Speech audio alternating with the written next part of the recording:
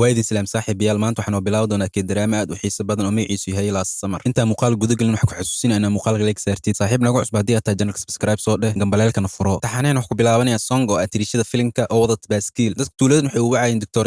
Song dad tuuladan way jecel yihiin wayna aaminsan yihiin maadaama ay tahay gabar aad u fiican oo dadka dhan caawisa. Song waxay rabtay inay gaarto steejada baska laakiin baska agteeda ayuu xuf ku maraya. ayadana markay soo gaarto steejada baska baaskiilka ayaa meel dhiganaysa. kadib ayadoo u socota dhinaca baska waxaa dhacayaan rasaas fara badan. Song waxay qabsanaysaa labada dhagood kadib waxayna baraysaa tuulada waxaa lagu magacaabaa Bocheon waxaana lagu naanaysaa tuuladan hadduu dagaal ka dhex qarxo labada Kuuriya dadka ugu horeeya South Koreaanka ah oo dhimanayo inay yihiin dadka tuuladan waxayna u dhowdahay xuduudda North Korea halka bas kaliya ee mara tuulada nambarkiisu waa 18 baskan wuxuu 40 daqiiqo ku maraa 5 tuulo baskan kaliya wuxuu leeyahay 18 kursi oo kaliya kadib markuu ka tagay baska busteejada waxay ku arkaysaa warqad lagu xayeysiinayo tuulada Song waxay darbi ka fujinaysaa warqadda wayna ku cilbaxaysaa kadib waxaa arkaynaa Baek oo tooraa filimka oo kusoo laabtay Korea 2 sano kadib Baek waa Song jecelkeeda yaraanta Song waxay ka shaqaysaa xafiiska dawladda ee ku yaala tuuladeeda dadka tuulada banaanka waxay ka wadeen banaan bax kadib waxa uu imaanay maamulaheeda wuxuuna ku dhahayaa dadkan adiga isku fiicantiin ee banaanka aad inaga soo xalay adiga warka maqlayaan dadkan Song waxay ku dhahaysaa aniga waxa la iga sugayaa warqado inta aan duurka la gaarin mashquulna waa ahay oo adiga la soo hadal maxaa anigu diraysaa maamulaheeda waxa ku dhahayaa Song warqadaas muhiim ma ahan in dadkan naga soo xalay Song waxay ku dhahaysaa maamulaheeda haddii aan dadkan ka xaliyo oo aan u dir guryahooda aniga maxaa ka faa'iidaya oo ay sameynaysaa asagana waxa ku dhahayaa wax walba aaribto ku sameynaya kaliya dadkaas la iga soo xalay kadib Song waxay u soo baxaysaa banaanka ayadoo sabuurad wadato warqada ay u qaabanaysaa dadka banaan baxyaasha kadib waxay bilaabaysaa in uu sharaxdo qaabkay u soo gudbin lahayn cabashadooda waxaynu qancinaysaa inay xaafadooda kala aadaan qofkii cabasho qaba cabashadiisa uu soo dir karo website-ka oo leeyahay tuulada Baekna waxa kor ka fiirinaya Song dadka qaabkay u qancinaysay kadib dadka tuulada hadalkeeda way ku qancayaan banaanbaxna way joojinayaan meeshana way ka tagayaan kadib markay shaqadeeda ku soo laabato waxaa soo wacayo dalaal guryaha kadib Song waxay imaanaysaa guriga si ay u tuso dadka rab guriga Song waxay rabtaa inay gad guriga ay degan tahay dalaalka waxa uu sheegayaa dadka guriga raba in Song aabaheeda iyo saaxiibkiisa inay wada dhisteen gurigan si ay uga wada noolaadaan labada family ayna farxad uga wada qaybsadaan gurigan naagta guriga rabta waxay weydiinaysaa Song meeqsana inta degan tahay adiga Song waxay ku dhahaysaa inay guriga ay degan tahay 17 sano awoowaha guriga ilmihiisa waxay soo galayaan fadhiga ilmahan waxay arkayaan eeyga waxayna Song weydiinayaan eeyga magaciisa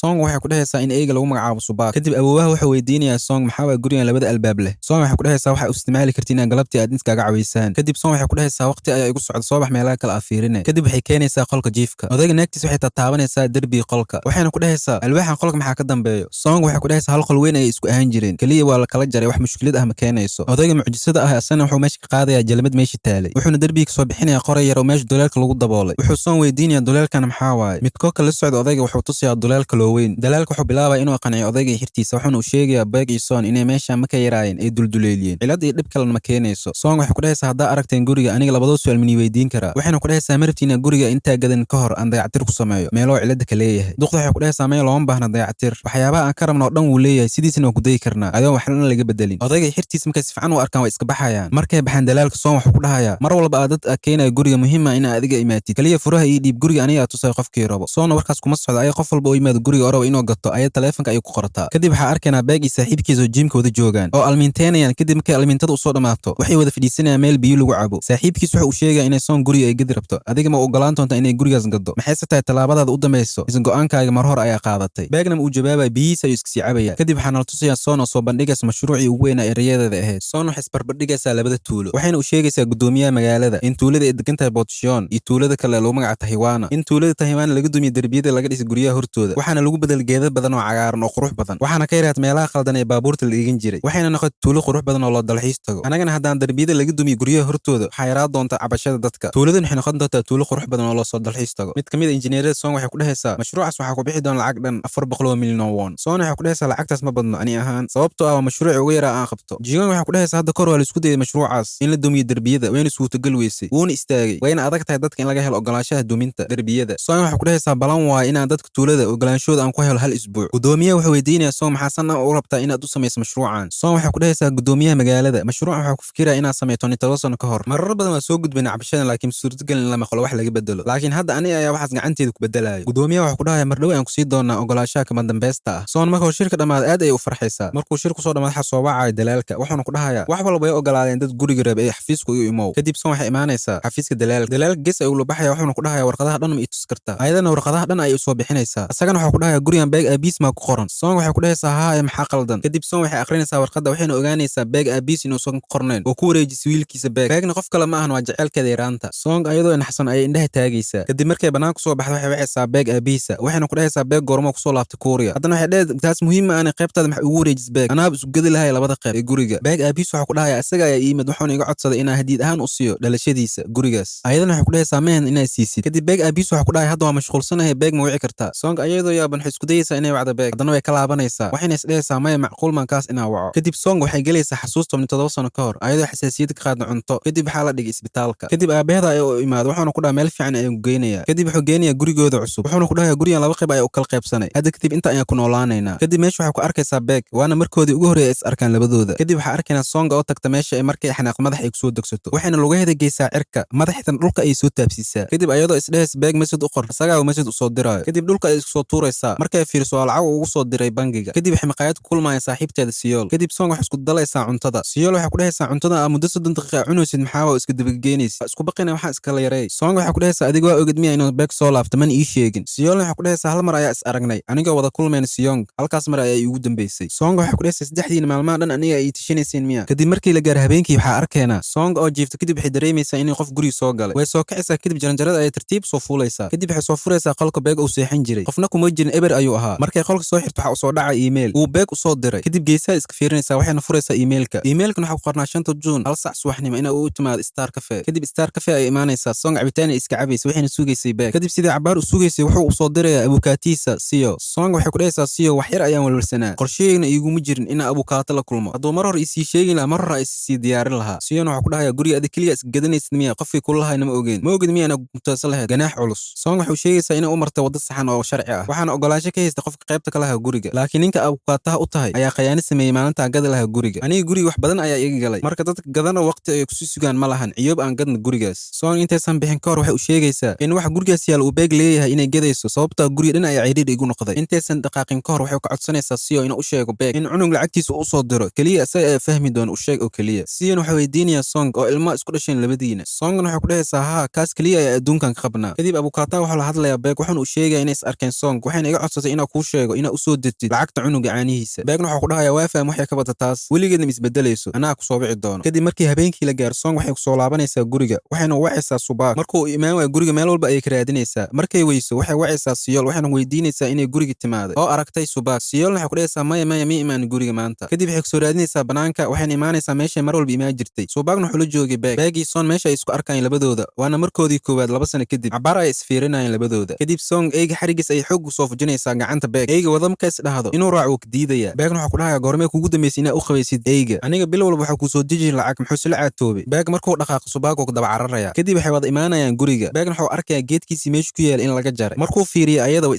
isboojeynaysaa. markay Subaak guriga geliis dhahdo inuu raaco ka diidaya. kadib eyga ay dhigto waxay u sheegaysaa, waxayna ku dhahaysaa eeyo kan hortiisa ay ku ceebeenna isoo raac, cuntada 2 gasac ayaan ku siinaya ay soo bax. kadib eyga wuu ka ogolaanaya wayna israacayaan. kadib markay suuliga geyso Subaak waxay ku bilaabaysaa inay canaanato, afka ayna ka qabanaysaa, waxayna ku dhahaysaa qaa'in ayaa taa aniga ay qiyaamaysaa miya. kadib way wada fadhiisanayaan siday uga wada hadlaan arrinta guriga. Song waxay ku dhahaysaa aniga abukaatii soo diraysaa miya. beeg waxaa ku dhahayaa adiba guriga aniga ogeyn ayaa gadiribta soo ma ahan. ayada waxay u sheegaysaa inay aabihiisa ay ogolaasho ka haysatay, adiga Ameerika nolol fiican ayaa ku haysatay, inta maxaa ugu soo laabatay, ma ogid miya inuu isbedel suuq kala iibsiyo guryaha siiba magaaladan, haddii aan dadkan ka gadin qof kale oo naga gata ma helayno. beeg waxaa ku dhahayaa adiga maxaa u rabtaa inaad sidaan dhan ugu buubsiis gurigan in la gado. ayadana waxay ku dhahaysaa adiga keliya qaybtaada ii saxiix, anigaa gadaayo, sababtoo ah mashquulkaada badan. gurigan haddii aan gadin hadda 10 sano kadib xataa inuu qof lacag la'aan ugu noolaa in la waayaa laga yaabaa. kadib beeg waxaa ku dhahayaa waxaa u baahanaya inay aado suuliga. Song way la yaabaysaa, wayna soo dabgelaysaa, waxayna ku dhahaysaa maxaa waay suuliga aad sheegaysid. beegna waxaa ku dhahayaa maxaa diidaya inaa isticmaal suuliga, kan waa gurigeyga ma ogid miya. ayadana waxay ku dhahaysaa waxaan ka codsanayaa Siyool aad ku laabatid adigoo nabad qaba intaan xanaaqin ka hor. isagana warkaas kuma socdo, qolkiis kale ayuu iska aadaya, wuxuuna ku dhahayaa waa maqlay mashruuc aawadi in la dumiyo darbiyada guriga hortooda ku yaalo. ayadana waxay ku dhahaysaa adiga see ku ogaad sixirloo maa tahay. isagana waxaa ku dhahayaa tuulo dhan ayaa warkaada lagu hayaa, qof waa ogaan maa jiro. kadib qolkiis ayuu sii gelayaa. kadib ayadan qolkeeda ayay soo gelaysaa, waxayna is dhahaysaa kan maxaa inta ku soo celiyey, waa inaa ogaadaa. kadib waxay darbiga ka bixinaysaa daboolka, waxayna ka fiirinaysaa duleelka meesha ku yaalay. beeg wuu ogaa inay baqa taagantaha, wuuba ugu sii horeeyay ayada. wuxuu ku dhahayaa adiga weligaa ma isbedelaysa miya, maxaa baq dadka ugu fiirisaa. kadib Song waxay raadinaysaa qalin, waxayna ugu soo tuuraysaa duleelka. kadib markii subaxdii la gaaro beeg aabihiis ayuu ugu tagayaa meesha dhismaha oo ka wado. aabihiis waxay wada doodaan injineerada ee dhismaha isla wadeen. kadib beeg ayaa ku dhahay anigaa xalinaya dhibkiina. kadib hawsha ayuu kala tuurayaa hal mar. markuu xaliyo kadib aabihiis ayuu hab is siinayaan, wuxuuna ku dhahayaa adiga goormee timid tuulada. kadib waxaa arkaynaa Song oo la joogto maamulaheeda, wuxuu ku dhahayaa mashruucaada macquul maaha inuu qabsoomo, sababtoo ah waxaa soo dhow waqtiga roobka di'i lahaa, daadad badan oo wataa roobka, dadkana ma ogolaanaya inay dumiyaan derbigooda. ayadana waxay ku dhahaysaa taas dhib ma lahan, duufaani roob midna ma saameyn doono guryahooda. maamulahan waxaa ku dhahay sidee ku helaysaa marka dadka ogolaanshahooda. Song waxay ku dhahaysaa taas dhib ma lahan, dadka guryahooda ayaan ugu tagayaa. markay dadka tuulada u timaado go'aankooda mar hore ayuu isbedelay, waxayna ku dhahayaan macquul maahan haddaan derbiyada dumino roobka soo socda ayna qaadayo. ayadana waxay ku dhahaysaa waxaas yaa nii sheegay. ayagana waxay ku dhahayaan beeg ayaa sidaasan dhahay. markay timaado meeshuu beeg joogo waxay arkaysaa isagoo dadka tashkiilin ku wado si ay go'aankooda u bedelaan. markuu arko waxay is isla imaanayaan banaanka. Song waxa ku dhahaysaa waa adiga eed miya wax dadka tuulada igu diray. Asagana waxa ku dhahayaa mashruuc aawadid macquul ma ahan. Haddii dadka darbiyadooda guriga hortiisa iska dumiyaan ayaga dhan roob ayaa qaadayo oo biyo badan wato ee iska jooji mashruucaas aawadid. Ayadan waxa ku dhahaysaa darbiyada la duminaya ma ahan mid gudaha ku yaalo waa midka banaan ku yaalo. Waxay caqabad ku yihiin quruxda tuulada waana ku tusi doonaa awooddeeda. Song ilaa birma sugine gurigeeda ayaa ka bilowday duminta darbiga. Ninka duminaya waxa ku dhahaysaa si fiican ha loo dumiyo hal dhagax xataa ayaa lagu reebin. Kadib ninka darbiga dumiya darbigooda markuu dumiyo midka labaad ayuu ku darayaa. Song khayla ayaa afka furanaysaa waxayna ku dhahaysaa war hala jooji baashinta u sii wadaa. Ninka gaarigooda asagana wax maqlaynin meesha dhan ayuu hal mar la kacaya. Kadib injineerku ku raalgelinaya wixii dhacay wuxuuna ku dhahayaa waxa uu maleeyaa meesha dhan in la duminayo. Song waxay ku dhahaysaa waxaas dhib ma lahan meeshaan leh xal u helno. Asxaabta waxay ku dhahayaan hadda maxaa sameyn doontaa hadda meeshaan roob hadduu yimaado gurigan roob ayaa qaadayo. Song waxay ku dhahaysaa inta la gaarin waqtiga roobka anigaa xalinaya darbiga taasa ka walolina alwaax ama wax kale ayaa uraadinaya. Saaxiibta waxay ku dhahaysaa adig keliga sidee waxaan dhan u samaynaysaa. Kadib beeg ayaa geeskas ka soo hadlaya wuxuuna ku dhahayaa anigaa caawinayo. Kadib gaariga ay bacweyn ka soo bixinayaan sida meesha loogu daboolo. Beeg meesha inuu hagaajiyo ayuu bilaabaya. Kadib Song waxay ku dhahaysaa waa iska bixi kartaa aniga keligay waa ku filanahay. Beeg waxa ku dhahayaa Song aniga adiga kuma caawinooy ee gurigayga ayaan hagaajisanooya adiga iga dumis oo saan u gashay guriga. Song waxay xanaaqaysaa waxayna ku dhahaysaa waa aniga ma igu bilaaway inaa igu jejeestid runta ka hadal. Beeg waxa ku dhahayaa maya adiga kuguma jejeesay kaliya murugo ayaan ka dareemayaa dhinacaaga mana u malaynaya inaan samayn doono mana awood inaan iska gado gurigan. Song waxay ku dhahaysaa sidaas haddii ay tahay anigana waddo kale ma haysti oo aan ahayn inaan ku kala baxno maxkamadda. Beeg waxa ku dhahayaa sameey maxaa sugaysaa haddii ay tahay waddadaadii ugu dambeysay aa haysato. Kadib habeenkii markii la gaaro Song waxay joogtay meeshay imaan jirtay kadib asaga uu imaanayo wuxuu ku dhahayaa meeshan waxa u timaad saanwa miya markaa xanaaqsan tahay ayaa iska soo lalaadaysaa miya si xanaaqaada yar aa u dejisid. kadib waxaa ogaanayna labadan dagaalkooda meesha kasoo bilowday. dagaalkooda wuxuu soo bilowday markay 12 sano jireen. Beeg aabiis ayaa qolkiisa u keenay soo uga dhigto naqshada uu rabo. isagana wuxuu soo qaad mashiinka darbiga lagu duleeliyo kadib wuxuu bilaabay darbiga duleeliyo. kadib duleelka ayuu fiirinayaa wuxuuna ku arkayaa Song wax baranayso. kadib waxay kusoo tuuraysaa qalinka wuxuuna kusoo dhexbaxayaa darbiga. meeshaas ayuu ka bilowday dagaalkoodii koowaad. dagaalkoodii labaad wuxuu ahaa dagaalka cuntada waxayna ka bilaabatay miiska cuntada. markay cuntada ku heshiin waayeen waxay bilaabeen inay isku shubaan wixii cunto meeshii taalay. kadib hooyadeeda ayaa la yaabtay waxayna keenaysaa labadooda qolka waxayna ku dhahaysaa ilaa ka heshiinaysiin qolkan ay wada joogaysiin labadiina. kadib qolka ayay ku xiraysaa. kadib Beeg wuxuu bilaabaya inuu iska ciyaar game. kadib wuxuu arkaya iyadoo taagan wuxuuna ku dhahayaa waxba darbi madaxa iskaga garaacin haddaa wax isku haysa inta imow aan wada ciyaarno. asagna markay u timaado wuxuu ku dhahayaa geemka qofkii laga guulaysto qof kale ayuu madaxiisa hoos u geynayaa wuuna raaligelinayaa ee ma ogashahay adiga. ayadan waxay ku dhahaysaa habaa ogolahay aniga guuldaro wax la dhahayo ma isnaqaano guush ayaa walaalanahay. kadib waxaa bilaabanaysa ciyaarta. Song waxaa laga badinayaa 60 ciyaar oo isku xigto sidee u dheelayaan waxaa lagu gaarayaa ilaa subaxdii. Song inay guul daraysto way diiday labadoodana waxaa qabays hurdo. kadib Song waxay gaaraysaa guusheedii koowaad wayna u dabaaldegaysaa. Beegna hurdo la'aan ayaa ku dhacday fadhiga ayuu ka dhacayaa asagoo daalan. kaasna wuxuu ahaa dagaalkoodii saddexaad. kadib haddana waxay isku qabsanayaan geed cusub ay beeranayeen magac loo bixin lahaa. meesha ay dagaalkood kasii socday haddana ayay soo gateen waxay isku qabsadeen magac loo bixin lahaa. suuqbaaga loo bixinayo ma loo bixinayo. ugu dambeyn wuu ogolaaday wuxuuna soo gaday alwaax oo magaciisu ku qoran yahay. Beeg waxa ku dhahayaa Song weli sidaadii hore ma ay neceb tahay ayadana u soo degaysaa. Song waxay ku dhahaysaa waxba haysa sabanin sababta ku nacay maxay tahay oo adiga maxaa naga dhexeeyo. Beeg waxa ku dhahayaa adiga been ayaa sheegaysaa. Song waxay ku dhahaysaa aniga been ma sheegooy wax dareen ah ku hayna ma lahan markaa adiga ku fiirinayo. Beeg waxa ku dhahayaa ma waxaa rabtaa inay dacweysid sababtoo aniga adiga inaan wada noolaano waa necebtaa saas soo ma aha. ayadan wuxuu sheegaysaa inuu si qaldan wax u fahmay inaa ku jeclaado ama inaa ku necbanaado waa wax maalaa yacni ah. hadda iska imaanaysaa waxaana dhahaysaa guriga ayaan xaq ku leeyahay aniga guriga ku noolaa oo ilaalinayay sida ukunta camal hadda maa bilow inaa xiisayso guriga. asagana waxaa ku dhahayaa xiisaan u qab gurigaas ayaa igu kalafsinaa abukaato u qabsado si aan loo gadin. ayadan waxay ku dhahaysaa abukaato qabso ama jin qabso aniga kalama jeceli mana xiisay wax adiga kugu saabsan haddii ay tahay taa boqolkiiba hal wayna iskaga tegaysaa madax xanuunkiisa. maalintii xigtan waxaa arkanaa Siyong iyo Song oo meel kafe ah joogo. Siyong asigoo geesaha iska fiiran wuxuu masjid u dirayaa Beeg oo gaari saaran wuxuuna weydiinayaa adigii Song mis dagaasheen hal sac ay ila joogtaa welina afkeeda hal iram ka soo bixin tan way walaal rabtaa aniga ee walaalo wax ii sheeg. kadib Song ayaa usoo gaatamaysa waxayna ka dafaysaa teleefankiisa waxayna aqrinaysaa fariimaha uu diraayo Beeg waxayna ku dhahaysaa nambarkiisa magaca ka badashmiya magaca kale ay ku qorato oo been ah si aniga ii jaajustid oo halaana warkayga waa gudbinaysa miya ilaan jaajus shiriis ayaad ahayd. kadib markay fadhiisto waxay weydiinaysaa oo sidaan darteed ayaa gadaasheeda uga kulmayseen miya sidoo kale abukaato Siyo adiga u geyso soo ma ahan maxaa abukaato kale maa ka weyseen magaalada si aad ii guulaysataan. Siyona waa ogaadeen ninkaas kiisaska uu qabto inuu boqolkiiba boqol uu ku guulaysanayo kadibna guri saas ii qaadataan. Siyongna wax ku dhahayaa aniga shaqii shuqul midna kuma lahayn inuu qabsanayo Siyo anigana waa la yaabay markuu qabtay kiis guriga. ninkaas kaliya wuxuu qaban jiray kiisaska waaweyn sida dadka caanka iyo dadka taajiriinta markay lacagta dhaxalka isku qabsadaan. Songna wax ku dhahaysaa calaa kulli xaal hadda aniga kuguma kalsoon xiriirkan sidaas ayuu ku dhamaaday. Siyong wax ku dhahayaa 2 sano ayaa kasoo baray dagaalkiina isku day inaad si fiican u wada hashaan labadiina. Song wax ku dhahaysaa 2 sano ayaa kasoo baray taas u maqlay waan daalay aniga warka si cad ayaan kuugu sheegayaa aniga waa itaqaanaa mana awoodi inaa ku guul dareyso dagaalka hadda aad bilowdeen. Siyong wax ku dhahayaa maxaa qorsheynaysaa inaad samaysid. kadib Song wax imaanaysaa maxkamad si u qiimayso abukaato Siyo sida dadku ugu difaaco kiisaska wuxuuna u doodaa nin lagu soo eedeeyay inuu gabar kufsaday. abukaato Siyo kiiska kala furfuraya wuxuuna badbaadinayaa ninkii kiiska lagu soo eedeeyay. Song kor ayay kala socotay in qiimeynaysay abukaato Siyo kiiska ku guuleysanaya markuu kiisu soo dhamay banaanka ayuu soo baxaya ayadana banaanka ayay ku sugaysay. Song waxay weydiinaysaa adiga kiiska waaweyn oo lagu qaato malaayiinta aa qabataahe maxaa u qabat kiiskan yar oo guriga tuulo ku yaalo. Siyo wax ku dhahay waxaan u malaynaya malaynaya inaa baaritaan badan ay ugu soo samaysay. Song waxay ku dhahaysaa baaritaanka kuma samayn kaliya kor lay ka qiimeeyey. Aniga waa fahmay sababta u aqbashay inaa kiiskan u qabato. Beeg muxuu kuu sheegay markay qabanaysay. Siyo waxa ku dhahay sababta kuu sheegay maxay tahay wixii lagu dhiibay kiiskan kadib uu ka dhaqaaqaya. Song waxa ku dhahaysaa adiga kuma qalo kiiskan adigoo abukaata ugu weyn Korea inay qabatid. Waa kiis aad u yar ma iska dhaaftid. Siyo waxa ku dhahaya waa kiis riwaayad ah oo aad u yar inaa ku almiintay ayaan rabaa. Song waxa ku dhahaysaa riwaayad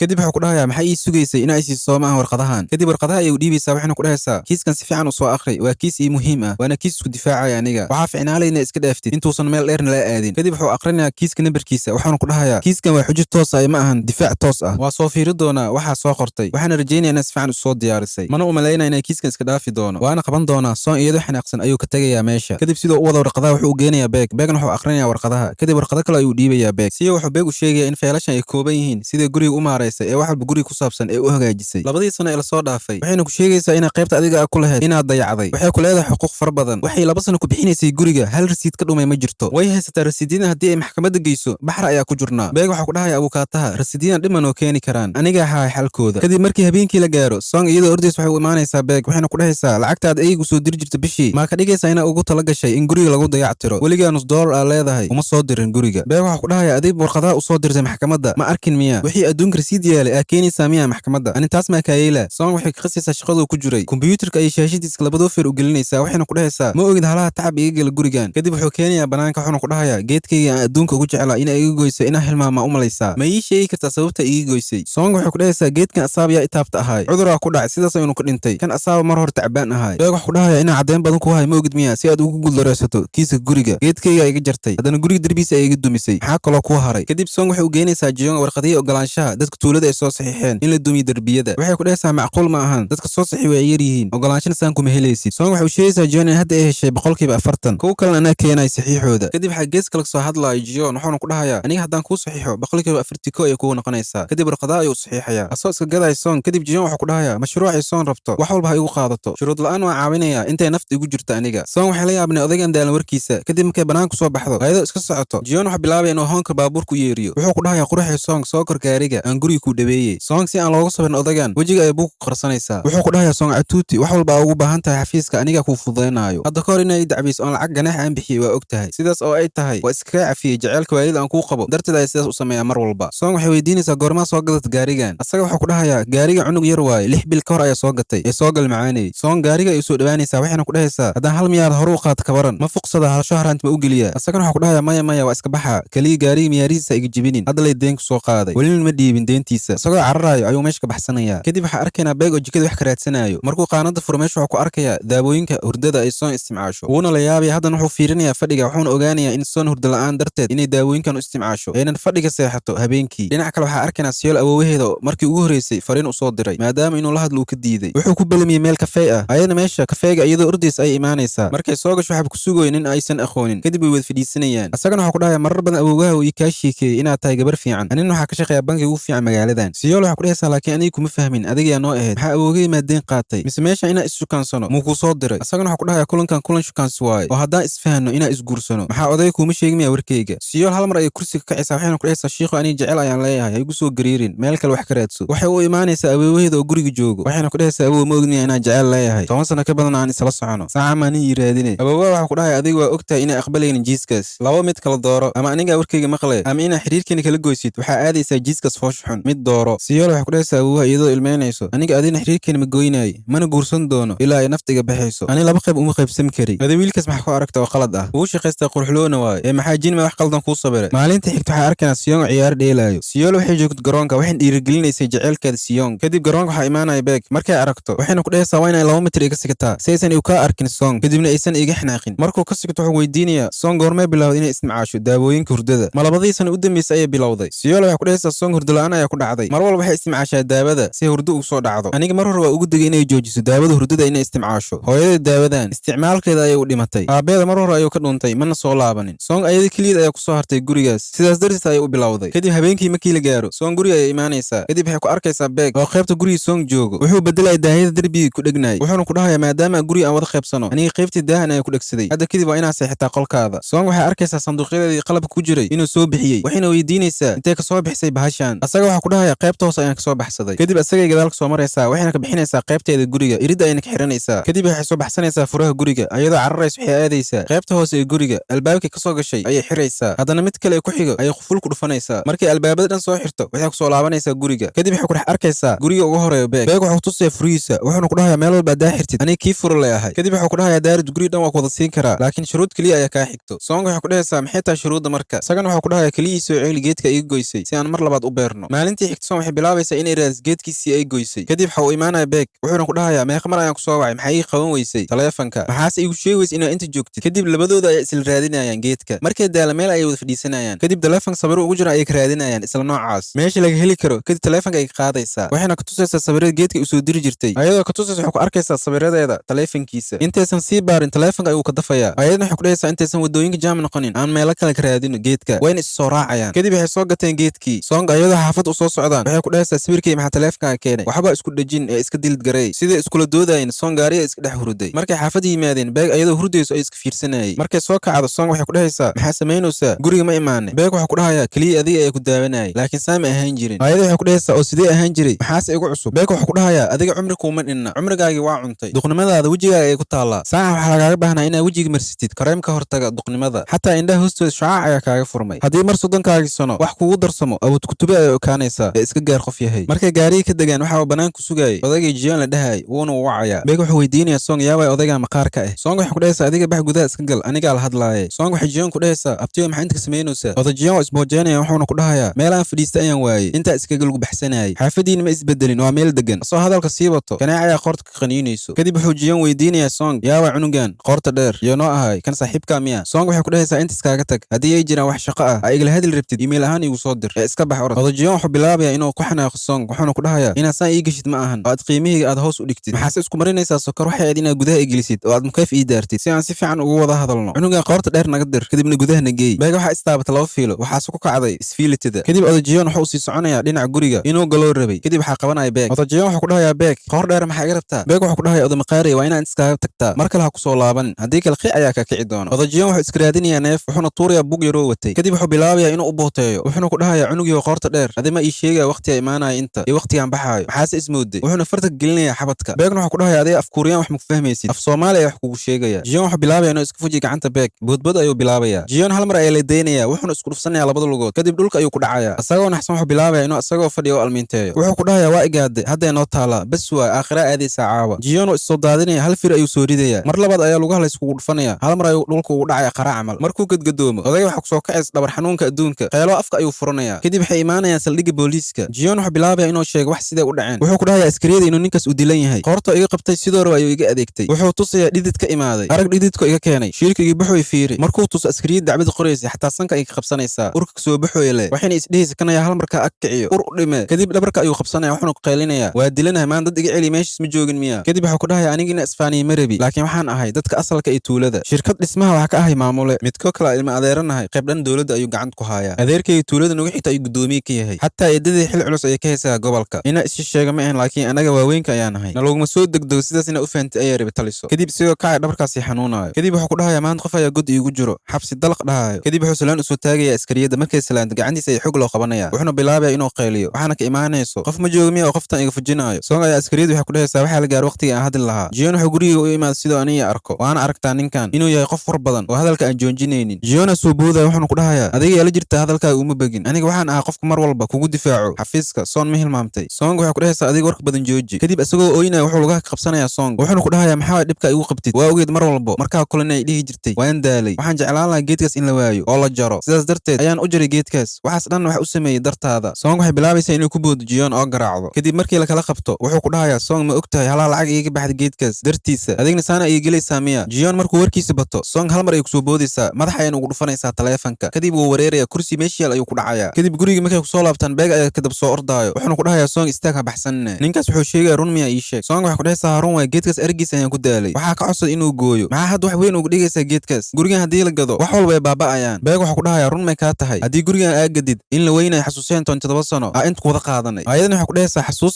maxaa weli maxaa u malaysaa inaan carruur nahay maxaa meel walba aan tagno ma waxaa u malaysaa inuu sidiisii ahaan doono oo xasuus labadeena meel walba haddaan ka dhigano sidee u noolaan doonaa haba ii sheegin wax xasuus la dhaho xasaasiyad ayaan ka qaadaa sanadkii waa 365 maalin adigana waxaa imaanaysaa kaliya latikoobil oo dalxiis waqtigii samarka beeg waxuu ku dhahayaa warkaada markaa dhegaystay wax badan ayaa iiga baxay waxaase oo eg tahay qof dhaawacan adiga ma rabtaa inaad sii joogo waqti dheer warka iyo cadeey song waxay ku jawaabtay ay weynaysaa kadib guriga ayay gelaysaa albaabka ay soo xirinaysaa wax yar kadib albaabka ay soo furaysaa waxayna ku dhahaysaa samee sidaa mar walba samey jirtay kaliya ima waqtiga fasaxa kadib meesha kadib ku laabo ani ahaan gurigan wuxuu ku leeyahay meel maalayacni ah waana ku daala meeshan haddaa inta ka tegi weyso wax walba ku bixisid waan samayn doonaa kadib gudaha ayay gelaysaa eeyga cuntadiisa oo dhan ayay boorsada ugu soo gelinaysaa wayna iskaas tagayaan guriga ayada iyo subaag kadib waxay imaanaysaa guriga saaxiibteed Suyol waxayna isku daldalaysaa biyo si xanaaqeeda u dejiso kadib waxaa imaanaya roob aad u xoogan beegna guriga ka soo tagay asagoo gaari saaran xug raadiya ka maqlaya in caaba uu diro roob aad u xoogan oo daadad wato asagoo warkaas ka naxsan asagoo shil gal rabo hal mar ayuu bareeg qabanaya gurigan waxa soo galaa wixii magaalada roob ka da'ay biyihiisa dhinaca kale waxa arkaynaa Song oo ku soo laabato guriga ayadoo dalad wadato waxayna arkaysaa inuu guri biyo badan ay soo galeen kadib waxay galaysaa guriga qaybta hoose markay gasho biyaha Song wuxuu u joogay dhabarka gudaha markay sii gasho waxa albaab ku soo dhacay armaajo meesha taalay sidaas ayuu ugu xirmayaa qolka markay furis dhahdo ma furmaayo biyaha ku sii dhex soconaysaa waxayna kor ka soo dejinaysaa sanduuq wixii magaalada roob ka da'ay waxay ku soo buuxsamayeen guriga Song sanduuq ay madax soo saaranaysaa waxayna isku dayaysaa inay furto albaabka laakiin ayada hore u xirtay albaabada oo dhan biyaha qolka ku soo buuxsamayay ilaa garka Song uu ka gaaro kadib biyaha ayada dhan ayuu qarinayaa kadib beeg ayaa ka soo gaaray ayadoo suuxsan wuxuu jiifinayaa fadhiga markay soo kacdo waxay ku dhahaysaa aabay bokiska aawatay waxayna arkaysaa bokiska inuu yaalo dhinacaas wayna furaysaa waxayna fiirinaysaa wax ku jiray inay ka badbaadeen biyaha beeg wax ku dhahaya waxaa ma naftaada halis u gelisay horaas oo iguma dhihin xasuuseeni hore wax qiimo ah ma lahan Song waxay ku dhahaysaa waan ogaa inay waxaan dhacayaan waxaan dhan iska joojino labadeena aan kala fogaano si aan mar kale isku arkin waxayna qaadanaysaa bokiskeeda beeg ayadoo sii bixi rabto wuxuu ku dhahaya hadalkan 2 sano ka hor waa igu dhahday mar walba halkaas wadna igu soo celisid ma ahan Song waxay ku dhahaysaa jooji waxa wadid aniga guriga magaday kaliya waxaan ka codsanayaa inaa is arkin labadeena mar kale wajiga iga qars kaliya beeg wuxuu ku dhahayaa haye waxa jeceshan waan ku sameeynaya wajigeena waa ka qarinaya wuxuu ku dhahayaa warkaas wuxuu ahaa 2 sano ka hor sababta inta ku soo laabtan waxay tahay inaa ku noolaado meelna ugu socodi Song waxay ku dhahaysaa maxaa kale oo ku dhiman asagana wuxuu ku dhahayaa kaliya waxa u baahanaa inaa kula joogo waana ogahay inaa dhibsan doonto aragayga Song waxay ku dhahaysaa inta rabtaa miya inaa ku noolaatid meeshan wax kuuma yaalaan iskaaga tag kadib waxay qaadanaysaa bokiska wayna iskaaga tagaysaa kadib markii subaxdii la gaar Song ayadoo aadi rabto shaqada beeg fariin ayuu darbiga ugu dhajiyay wuxuuna ku dhahay daawada waxa ku saaray miiska cuntada ayadan daawada ay soo qabanaysaa waxayna ku ridaysaa weel qashinka kadib Song shaqada ay imaanaysaa waxayna soo gashanaysaa dhar qashinka lagu nadiifiyo kadib waxay bilaabaysaa in tuulada qashinka laga soo aruuriyo maadaama uu xalay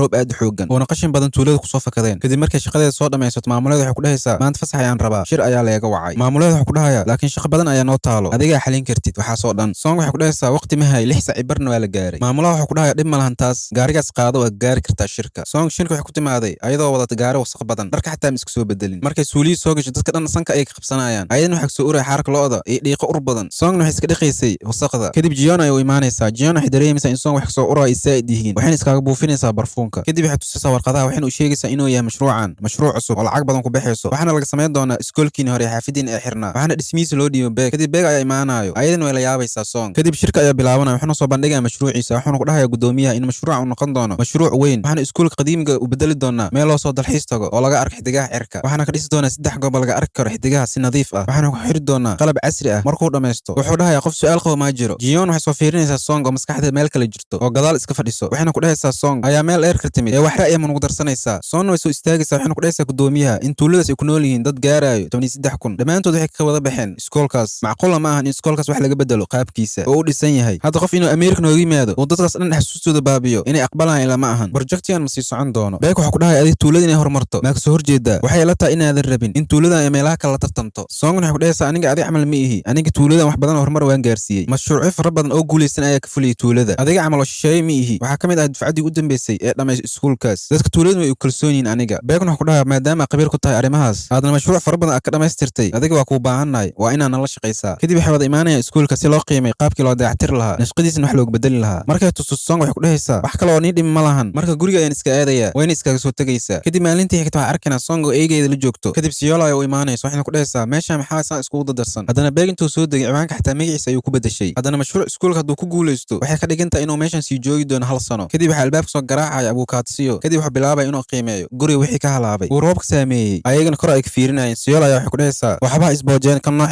jecleed waaye ma ku qabsatid Song waxay u qeylinaysaa Siyol waxay ku dhahaysaa macquul ma tahay inay dhici karto inaan shukaaso nin cadawga guriga u haysto difaacayo inaan ishukaansan macquul ma ahan markuu u yimaado waxay ku dhahaysaa Siyol aniga waan baxayaa ee saaxiibteedii ilaali dibkana ka yaray saaxiibteeda ma ka baxdo Song waxay ku dhahaysaa wax kale ma ku dhiman inaa aragtid hadday hawshaad ku dhimaato waa iska bixi kartaa Siyol waxay ku dhahayaa Song beeg wuxuu ugu dhahay haddaa guriga soo aragtid dad ku nool adaab iska fahmaysid qofta ku nool waa qof far badan waxaa kaloo rabay inaan su'aal kaa weydiiyo xaalay dhan waxay aqrinaya warqadahaaga oo ka koobnaay content page waana awoodi waa inaan seexdo mar walba aan aqriyo waxay ila ekeed inaad rabin inaad guriga iska gedid runta ii sheeg ma jeceshahay beeg markaa ku fiir waxay ila eg tahay inaad ka heshay oo aad mar walba ka fikirtid sidaas darteed ma u rabtaa inaad uga tagtid gurigan Song ayada xanaaqsan waxay ku dhahaysaa adiga aqliga ma beeshay Siyol waxay ku dhahay dhahaya aniga waa taqaanaa runtiina been u bedeli karo marka runta ii sheeg maxaa waay dareenkaaga dhabta ah aad dareemaysid dhinaciisa Song waxay ku dhahaysaa haddaan runta ka hadlo waxa kaliya oo waxay tahay inaan gado gurigan wax mala abaalna ma ahan runta taas ah waxaa kaloo rabaa inaan ka tago gurigan foosho xun siyo waxa ku dhahaya waa ku fahmay waxaa la gaar waqtigan bixi lahaa boorsadiis ayuu soo qabsanaya waxaana ku dhahaya ma kuu sheeg sababtoo kiiskan beeg igu dhiibay ayadana waxay ku dhahaysaa bal ii sheeg aan maqle siyo waxa ku dhahaya beeg wax ii balan qaaday inuu wax ila cun doonto wamar maalintii maadaama u dhaxay guriga iyo shaqada kadib waxaa arkaynaa Song oo shaqada joogto waxa uu soo sheegay in iskoolka ay ku jiraan ilmo ee ridooyin buller ee kaalna ay qaba ilmahaas kadib markay timaado iskoolka waxay arkaysaa inay saareen kor ee qarxinooyin bullerka ilmihii kadib Song waxay jeebkeeda ka raadinaysaa furaha iskoolka wayna ka weynaysaa kadib waxay dhahaysaa dhib ma lahan hawshan hawsheeda waaye kadib darbiga ayay ka boodaysaa markay ka booddo waxay soo xasuusanaysaa ayadii beeg asxaabteeda kale markay meeshan ka soo boodi jireen oo markii la soo burso waxay ku dhuuman jireen fasalka ayagoo ordayn waxay fuli jireen qaybta kore iskoolka meeshan waxa ku sugayeen Siyoli Siyong ayagana kaamirada ay hayeen Siyong waxa weydiinaya aaw mataankaada kadib waxa arkaynaa beeg walaal inoo la dhashay inay yihiin mataano isku eg walaalkiis waxa jecel xidigaha kadib meesha waxa ka soo qaylinaya waardiyaha ayagana waxay raynay meesha ku galaan sabiro kadib sabir ay isku boobsiinayaan beegna gacanta ayuu qabsanaya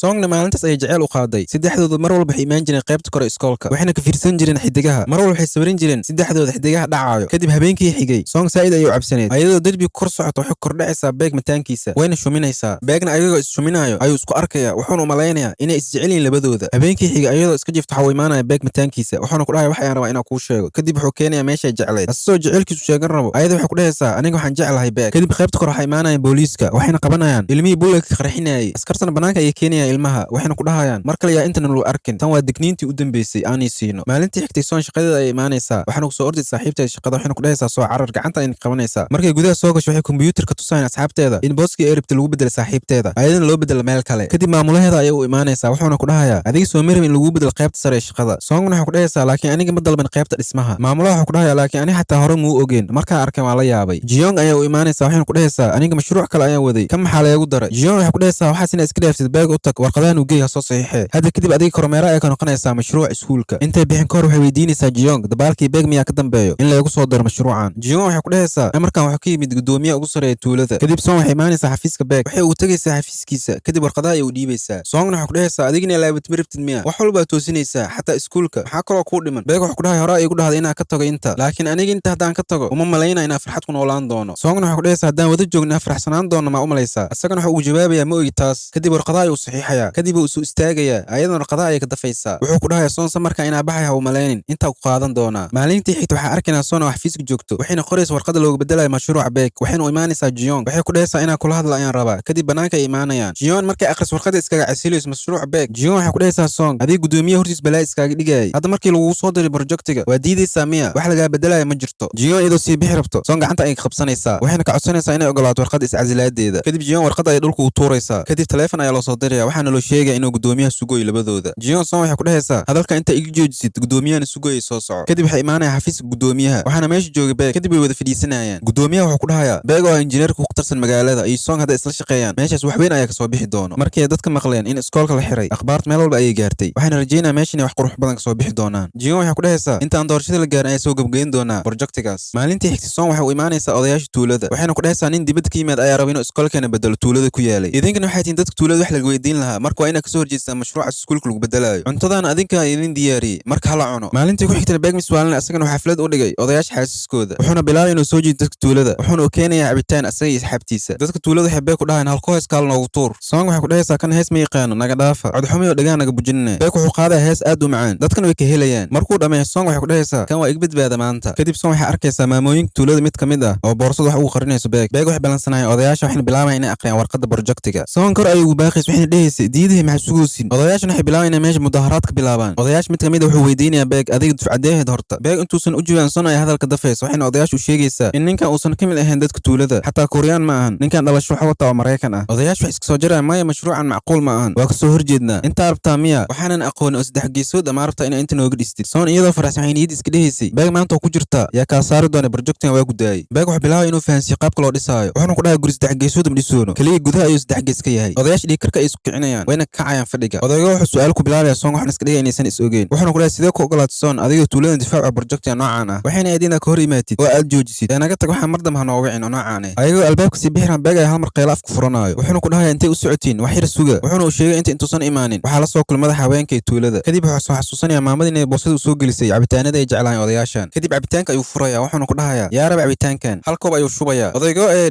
miya wuxuuna odayaasha kale u sheegayaa inuu yahay cabitaankii ay jeclaayeen. beeg wuxuu ku dhahay afartoo dhal ayaan ka hayaa marka fadhiga aan ku wada cabno. soon waxay ku dhahaysaa war ha ikhiyaamin ay jooga. hal oday ayaa u soo haraya asagana hal sikin ayuu wejiga ugu bedelaya koobkiis ayuu soo qabsanaya asagana. beeg iyo odayaasha tuulada ilaa habeenkii ayay cabayeen cabitaanka. markay dhammeeyeen cabitaanka oo dhan beeg wuxuu ku dhahay hadda inta ka dhisno goob laga arko xidigaha tuulada waxaa soo booqan doona dalxiisayaal fara badan. haddana tuulada waxay hal sac u jirtaa caasimada Siyool. indhaha dalxiisayaashana soo jiidan doonaan inta. odayaasha mid kamid Said ayuu u fiirinaya beeg wuxuuna ku dhahayaa adiga odayga guriga dhinacaas ku yaalay maa ku dhalay oo aan saaxiibada ahayn. midkoo kale wuxuu ku dhahayaa adiga soo matid habeenkii xidigaha kii fiirin jiray oo buuraha kori jira soo matid adiga ma lagu arkay sanadaha intee ka baxday. beeg wuxuu ku dhahayaa kaas aniga miyi mataankiisa ayaan ahay hadda kadib way arki doontaan aniga guriga dhinacaas ku yaalay ayaan soo degay. kadib odayga wax soo bixinaya alwaaxiga gaaban wuxuuna beeg ku dhahayaa ciyaartan ayaa wada dheelaynaa haddaan naga guulaysato waa ogolaanaynaa mashruucaaga. beeg wuxuu ku dhahayaa diyaar ayaan ahay laakiin hal qof ayaan kusoo darayaa tiimkeyga. kadib wuxuu usoo baxayaa banaanka. soon banaanka ayay wax ku karsanayeen wuxuuna ku dhahayaa cuntadan jooji ee soo baxay caawi. kadib ciyaarta ay bilaabayaan. soon odayaasha waxay ku dhahaysaa laakiin maxaa u ogolaateen beeg inaan isku koox noqono. odayga wuxuu ku dhahayaa adiga maxaa beeg ma kalsoonid miya. soon ayadoo qaylinaysa waxay ku dhahaysaa hadda sideen iiga soo horjeestaa ceeb waay taas. kadib waxay dhahaysaa aniga kuma jiro ciyaartan ayadoo sii bixi rabto ayuu qabanayaa. wuxuu ku dhahayaa odayaashan waxay dhaheen haddaan ciyaarta aan dheelno xataa adiga mashruucaad inay ogolaanayaan markaa ciyaarno. kadib ciyaarta ayaa bilaabanaysa markood odayaasha ayaa guulaysanayaan. haddana soon ayaa tuuranaysa markay tuurato oo dhul ku dhaco dhulka ayay jugsiinaysaa si khiyaano ayay guulaysanaysaa. haddana beeg toogis ayaa la gaaraya markuu tuurto way guulaysanayaan. soon waxay bilaabaysaa inay boodboodo Said ayay u farxaysaa. maalmo kadib waxay u imaanaysaa abukaadsiyo waxayna ku dhahaysaa waxaan go'aansan inaa ugu tanaasul guriga beeg aan siiyo isla markiiba waxay idhidka soo galaayo beeg. markay fadhiisato wuxuu ku dhahayaa hadda run may kaa tahay guriga anima ayay dhaafaysaa. soon waxay ku dhahaysaa haasaas ayaan rabaa keliya waxaa u baahanahay qaybtaan ku lahay adiga qaybtaada waan kuu dhaafa aniga. beeg wuxuu ku dhahayaa laakiin macquul ma ahan guriga alwaax le waay mana qaybsamaayo haddana biyaa galeen burburna uu soo gaaray. soon waxay ku dhahaysaa taas dhib ma lahan wixii kaa halay markaa lahay lacagta canshuurtii dowladdii soo celiso lacagtaada anigaa kuu yaraynayo. kadib way ka tegaysaa. kadib wuu kasoo daba ordaya wuxuuna ka qabanayaa gacanta wuxuuna ku dhahayaa waa inaa wada hadalnaa. kadib meel kafee ayay fadhiisanayaan. beeg wuxuu ku dhahayaa ma awoodaa inaad gurigaas la'aantiisa aad joogtid oo aad meel cidla ah ugu tagtid. soon waxay ku dhahaysaa hadda kadib inaan kula dagaalamo rabi sida ilmaha oo kalena isku qabsano waqti walba looma baahno anigoo ka fikirin ayaa go'aankaas gaaray. kadib waxaa arkaynaa soon oo joogto Siyool waxayna maqaayad ka dalbanaysaa cunto. waxaa hal mar sikadiis uga daba dalbanaya Siyo markay fiiriso asaga ayay arkaysaa waxayna ku dhahaysaa anima ay daba socotaa adiga magaaladan weyn oo 10 milyan ku nool meel kale wax ka cunta ma ka weysay. kadib markii cuntada loo keenay waiterka wuxuu ku dhahayaa Siyo maanta waqti hore shaqada soo dhamaysay. soon waxay ogaanaysaa in maqaayada inay u dhowdahay xafiiskiisa haddana cunto kale ayay isla dalbanayaan labadooda. waiterka wuxuu sheegaya cuntada ay dalbadeen inuu hal saxan ka yaalo ee ma kala qaybsanaysiin labadiina. labadooda waxay kala qaybsanayaan hilibkii dubnaay. Siyoon wuxuu weydiinayaa soon ma ka heshay magaaladan jawigeeda. soon waxay ku dhahaysaa magaaladan waa magaalo qof walba uu ku mashquulsan yahay teleefankiisa qof fiirina xataa ma jirto anigana waxaa jeclaa meelaha xidigaha si fiican looga arkaayo. Siyo wuxuu ku dhahayaa meeshan xidigaha si fiican ayaa looga arkaa dhib ma lahan aniga ku geynaa meel si fiican looga arkaayo. kadib wuxuu geenayaa xafiiskiisa oo dabaq sare ku yaalo. soon meeshas ayay ka fiirinaysaa xidigaha. Siyoon wuxuu ku dhahayaa meeshan ka waran meeshan dadka ku badan intaa arki leed xidigaha meeshan dad ayaa arkaysa oo fara badan. kadib soon waxay arkaysaa warqad asaga qorqoray waxayna ku dhahaysaa maxay tahay ciyaartan. Siyo wuxuu ku dhahayaa waa sirta aan guulaysto mar walbo ciyaarta bingo ayaan ku ciyaaraa ereyo badan ayaan ku qoraa kadib ereyga aan ku guulaysan lahaa ayaan kasoo dhex baxsadaa. soon waxay bilaabaysaa kiisu asaga hayay inay la xaliso oo ciyaar ahaan u dheelaan. kadib Siyo wuxuu ku dhahayaa makuu sheegay sababtan kiiska guriga u qabtay sababta beeg ayaa wuxuu igu dhahay haddaa ku guuldaraysa xataa dhib ma lahan aniga mar walba waxaan jeclahay kiiska aan ahaa inaan ku guulaysto marka asagaba hadduu rab inuu guulaysto sidaas darteed ayaan u qabtay. kadib wuxuu Siyo soon usoo dhaweynaya banaanka kadib ayagoo wada taagan waxaa soo wacaya beeg. Siyoon wuxuu ku dhahayaa dhib ma lahan waa ka qaban kartaa. soon waxay ku dhahaysaa kan inaan la hadlo ma rabi ayadoo teleefanka deemi rabto wuxuu soo dirayaa message. soon waxay ku dhahaysaa Siyo waxaan rabaa inay si degdeg ah ugu laabto xaafadda. waxay imaanaysaa guriga markay gudaha u soo gasho waxay arkaysaa in gurigii la qurxiyey. beegna wuxuu ku beer ubaxyo aad u qurux badan geedkiisii hadda ka hor ay ka goysay mid u eg ayuu talaalay darbigii ay dumis ugu dhisay siduu ahaa inuu kusoo celiyey. beeg markuu banaanku soo baxo ayada waxay bilaabaysaa inay isboojeyso waxayna ku dhahaysaa korontada maa maqan caawa. kadib gudaha guriga ayay soo gelaysaa talaagadu waxay karaanaysaa cabitaankeeda. beegna meel gees ayuu u saaray mar hore kadib banaanka ayay imaanaysaa ayadoo teleefonku hadlayso ayuu teleefonka dafayaa ayadan haraanti ayay ku dhufanaysaa dhulka ayuu ku dhacayaa. kadib cabitaanka meesha u saarnaa ayuu dhulku ku siiridayaa markuu soo qod beeg dhalada soon way ka dafaysaa markay cabto beeg wuxuu ku dhahayaa bahashan ka sir iga sii ayadana way u diidaysaa beeg dhalada ayuu dhegayaa. kadib waxyar ayaa ku daadanaya beeg kadib beeg wuxuu bilaabay inuu biyo ku shubo ayadan gadaal ayay u imaanaysaa waxayna ku shubaysaa biyo labadoodan dagaalka biyo ayaa dhex maraayo. kadib markii subaxdii la gaaro beeg wuxuu soo kacayaa inuu almiinteeyo wuxuuna bilaabay inuu tuulada kusoo dhex almiinteeyo oo kusoo ordo. markuu soo dhamaysto wuxuu kusoo laabanaya guriga wuxuuna arkayaa soon oo banaanka taagan ayadii subaag wuxuuna ku dhahayaa xala hurdadaada waraygisii si fiican ma u seexatay. soon waxay ku dhahaysaa haa si fiican ayaan u seexday adigana almiintamaa bilowday. beeg wuxuu ku dhahayaa haa inaa almiintay waajib waaye adiga in lagula noolaado waxay u baahan tahay awood iyo maskax degan. kadib gudaha ayuu galayaa si uu isku soo diyaariyo shaqada. kadib labadooda hal mar ay isla soo furayaan iridda ayagoo isu soo diyaar inay shaqada aadaan. markay banaanku soo baxaan waxaa banaanku sugayeen odayaasha tuulada waxayna ku dhahayan adiga hal guri ay isla degantihiin miya waxaa loo baahan inaad tuulada ilmo kusoo kordhisaan. labadan beri ilmo la'aan ayaa ka dhacday tuulada in lagu dhalo marka waa inaa shan noogu dhashaan labadiina. beegii soon indha ayaa kasoo haraya ayagoo waxay sheegaan weysan. soon waxay ku dhahaysaa aniga waan daansanahay meesha ay iskaga baxsanaysaa. markii habeenkii la gaaro soon guriga ayay kusoo laabanaysaa markii albaabka soo furto waxay daaraysaa nalka waxayna meesha ku arkaysaa beeg iyo eyga oo dhulka isla jiifaan ayadana waxay ku dhahaysaa beeg wadnaha i goysay guriga qaybteeda maxaa ku keenay. beeg waxaa ku dhahaya inaa imaada ma rabin laakiin eyga ayaa caloosh i huriyey gaajo haysay darteeda maadaama uu qaybtan cuntada cuni lahaa uu yaalo inta sidaas ayaa u imaaday wax yar kadib beeg iyo soon way wada fadhiisanayaan beeg waxa uu soo diyaariyay heshiis guriga lagu qaybsanayo soonna way la yaabaneen markay akhris warqad waxa ku qorneed in beeg iyo soon ay gurigan ku wada noolaan doonaan inta laga gaarayo 3 Agoosto haddii ay heshiiskaas ka baxdo soon guriga waxaa lahaan doona beeg asaga dhan ayadan waxay ku dhahaysaa maxaa waxaa inta kusoo qorotay beeg waxa ku dhahay waxa u baahanahay damaanad aan gurigan ku wada joogno aniga ma huyo inaa gurigan ka baxsan doonto mar labaad oo aan lagu kaa qabsan doono adiga mar ayay dacweysay haddana sikadiis ayaa u dhahday dacwad waan ka laabtay marka meeshaas shaki ayaa imaan karo daarid mar labaad ayay dacweyn kartaa marka waa inaad difaac sii xirtaa aniga adiga kuguma kalsooni waqti walba isbedeli kartaa weji ma lihid soong ayadan 2 sakan kadib warqad ay u keenaysaa beeg markiis ayuu fiirinaya asagane soong waxay ku dhahaysaa haddaa warqadan wax qoran fulin weyso guriga aniga kuliis la wareegi doono maanta laga bilaabo wax walba gurigan yaalo konton ayaa u qaybsanaynaa korontada biyaha gaaska qof walba kistiis ayuu dhiibanayaa qof walbana xuduudiis ma soo dhaafi karo mana imaan karta qaybteeda guriga sidii haddaay samayso oo kale kadib ayadoo soo bixi rabto beeg wax ku dhahaya waxa aan fahmi laahay sida isku bedel go'aankaada oo u ogolaatay inaa isla noolaano soongna waxay ku dhahaysaa waxaan rabaa inaa burburiyo qiyaaliga aa sabirta adiga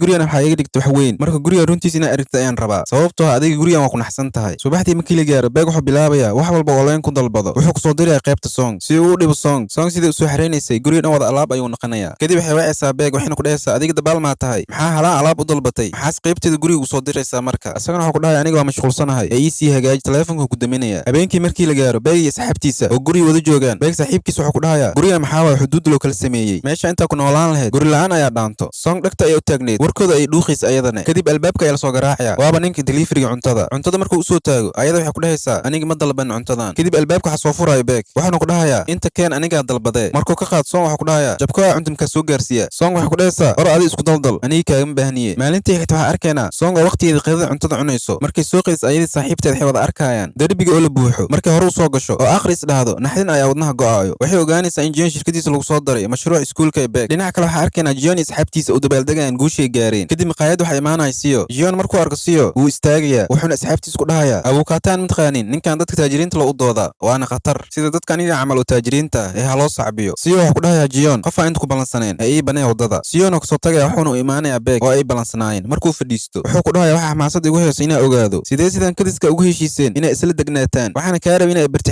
xirfadahaas beeg waxuu ku dhahayaa maxay tahay xirfadaan ku baraya adiga siyo waxuu ku dhahayaa mar asaan u dheereen ayaa is aragnay soong waxayna ahayd gabar madax adag markaasna kiisa isla xalinaynay waxaana wada ciyaarna ciyaarta bingo beeg waxuu ku dhahayaa labadiin maa siqaas u kulmay siyo waxuu ku dhahayaa siqaas ayaa isku aragnay waana gabar aad u fiican mar walba a kulanno waan ka helaa dabeecadaheeda dhinaca kale waxaa arkaynaa jiyono teleefonka hadlaayo isagoo suuliga dhex fadhiyo oo badeeco ku dejinaayo markuu soo dhamaysta banaanka ayuu soo baxayaa meesha fardhaqan waxa ugu sii horeeyey beeg markuu arko waxuu ku dhahayaa waa maqlin laguu soo diro mashruucayga waana ka xumaa wixii horan dhex maray jiyon waxuu ku dhahayaa waan iska ogaa inaad tahay diyaas baro sidaas darteed ay ogaan weysay waxaa aniga aan ahay beeg waxuu ku dhahayaa hadda ayaan isfiican isku baran doonaa wuxuuna u soo taagayaa gacanta haddana waxa isdhahaa kan gacantiis nadiif amay ahayn jiyon waxuu ku dhahayaa gacanta keen shagayan iska dhaaf dadka dhan badeeco way dejiyaan kadib gacantiisa ayuu kusii tiranaya beeg markii laga fuqay labada gacan si fiican oo iskaaga dhaqaya maalintii xigtay jiyon waxay imaanaya meesha dhismaha ka socday dadkana salaan been ah ayuu salaamaya kadib jiyon waxuu ku dhahayaa injineerada inta ma imaan lahayn sababtoo ah beeg shaqadeena ma fahmaayo ninkaas ameerika ayuu ka yimid magaalada dhismeedan ma yaqaano sidaas darteed ayaan u imaaday inta injineerkana waxuu ku dhahayaa runtaa waay kaas jawiga ma fahamsano adiga kaliile amarkaad qaadanaynaa kaas warkiis naguma socdo soong ma ka yaabto waxay wacaysaa beeg waxayna ku dhahaysaa dadka dhan way joogaan maatimaadin inta beeg markuu yimaada derbiga ayuu fiirinayay jiyon ayaa u imaanaya wuxuuna ku dhahayaa xafiiska ma iska aadid meeshaan maxaa u joogtaa beeg waxuu ku dhahayaa maxaa derbigan loo dumin waa weli jiyon waxuu ku dhahayaa derbigan qaybtan dhan ayuu hayaa haddaan dumino meeshaan dhan way dumaysaa maxaa ma dhiman weyne nafturq maana siinaysaa beeg waxuu ku dhahayaa aniga mar hore ayaan calaamadeeyey derbiyadan wax khatarna ma keenayso warqadaha qorshaha aan dejiye ma fiirin miya adiga jiyon waxuu ku dhahayaa meeshaan qadiimi waaye qorshaha intana maka soconayaan kadib derbiga oo gargaraacaya wuxuuna ku dhahayaa maqal meeshaan kulligoodu isku xiran yihiin beeg waxuu ku dhahayaa horta adigayga aamus wuxuuna la hadlayaa injineerka wuxuuna ku dhahayaa adiga ma ku raacsan tahay go'aankiisa ninkan injineerka waxuu ku dhahayaa beeg derbiyadan dhan isku xiran yihiin maxaa adiga mataqaanid miya dhismaha horda xafiiskaada iskaada oo mukeefka lahaay hawshaan anikaa naqaanee wayna ku qoslayaan jiyon ayaa soo ordaya wuxuuna meesha ka wadanaya injineerada beeg waxaa naaqaya wuxuuna soo qabsanaya burus aad u weyn wuxuuna bilaabaya inuu derbiga dumiyo jiyon ayaa soo ordaya wuxuuna qabanayaa beeg wuxuu ku dhahayaa warjooj derbiga hanaga duminin kadib beeg wuu kala tuurayaa jiyon dhulka ayuuna ku dhacayaa beeg hawshiisa ayuu iska sii wadanaya derbiguna wuu duminaya kadib injineerka ayuu ku dhahayaa fadlan raac qorshaha aan dejiyey inaad sabir warqada dhismahan keliida ayay ugu qaadatay hal bil keliya samee waxaa idin dhaho injineerka wuxuu ku dhahayaa hay qaabkan u qorshaysay ayaan raacaynaa anaga soong markay kusoo laabto guriga iyadoo joogto suuliga oo qabaysanayso waxay dareemaysaa in guriga wax qaldan yihiin markay isdhahda albaabka iska fur maba ka furmaayo kadib waxay waacaysaa beeg waxayna ku dhahaysaa haddaa guriga joogtid kaale albaabka suuliga ka fur wuu igu xirmay beegna wuu imaanaya wuxuuna isku daya inuu furo xoog ayuunu soo riixaya markuu ka furo soong or ayay jabsanaysaa ayadoo xishoonayso maalintii xigtay soong albaabka ayaa lasoo garaacaya markay furto waxay arkaysaa gabar aad u qurux badan soong waxay weydiinaysaa adigaa noo ahayd yoon waxay ku dhahaysaa soong in soomahan guriga beeg soong waxay ku dhahaysaa maya inta ma ahan kan kala waay gurigiisa kadib yoon waxay soo gelaysaa guriga beeg yoonna qof kale maa waa saaxiibtiisa beeg waxuu ku dhahaya yoon adiga waxaa tahay qof aad u fudud shalilay iimailkayga heshay isla maanta waa timid yoon waxay ku dhahaysaa dhahaysaa markaa shirkad warkeeda maqlay ayaan si degdeg ah u imid sikadiis ayaa shaqadaada ugu tagtay kuuriyana waa timid macquul ma ahna mashruucayga weynaa aa ka maamushay online ah maxaa kaloo samayn lahaa beeg wuxuu ku dhahayaa hadda projecti inta aan ka hayo ayaan rabaa inaad diirada aan saaro yoon waxay ku dhahaysaa waa mashruucayga weynaa herman ee New York iska dhaafi rabta hadda waa aaminilaha ina iskaga dhaafis projectigaas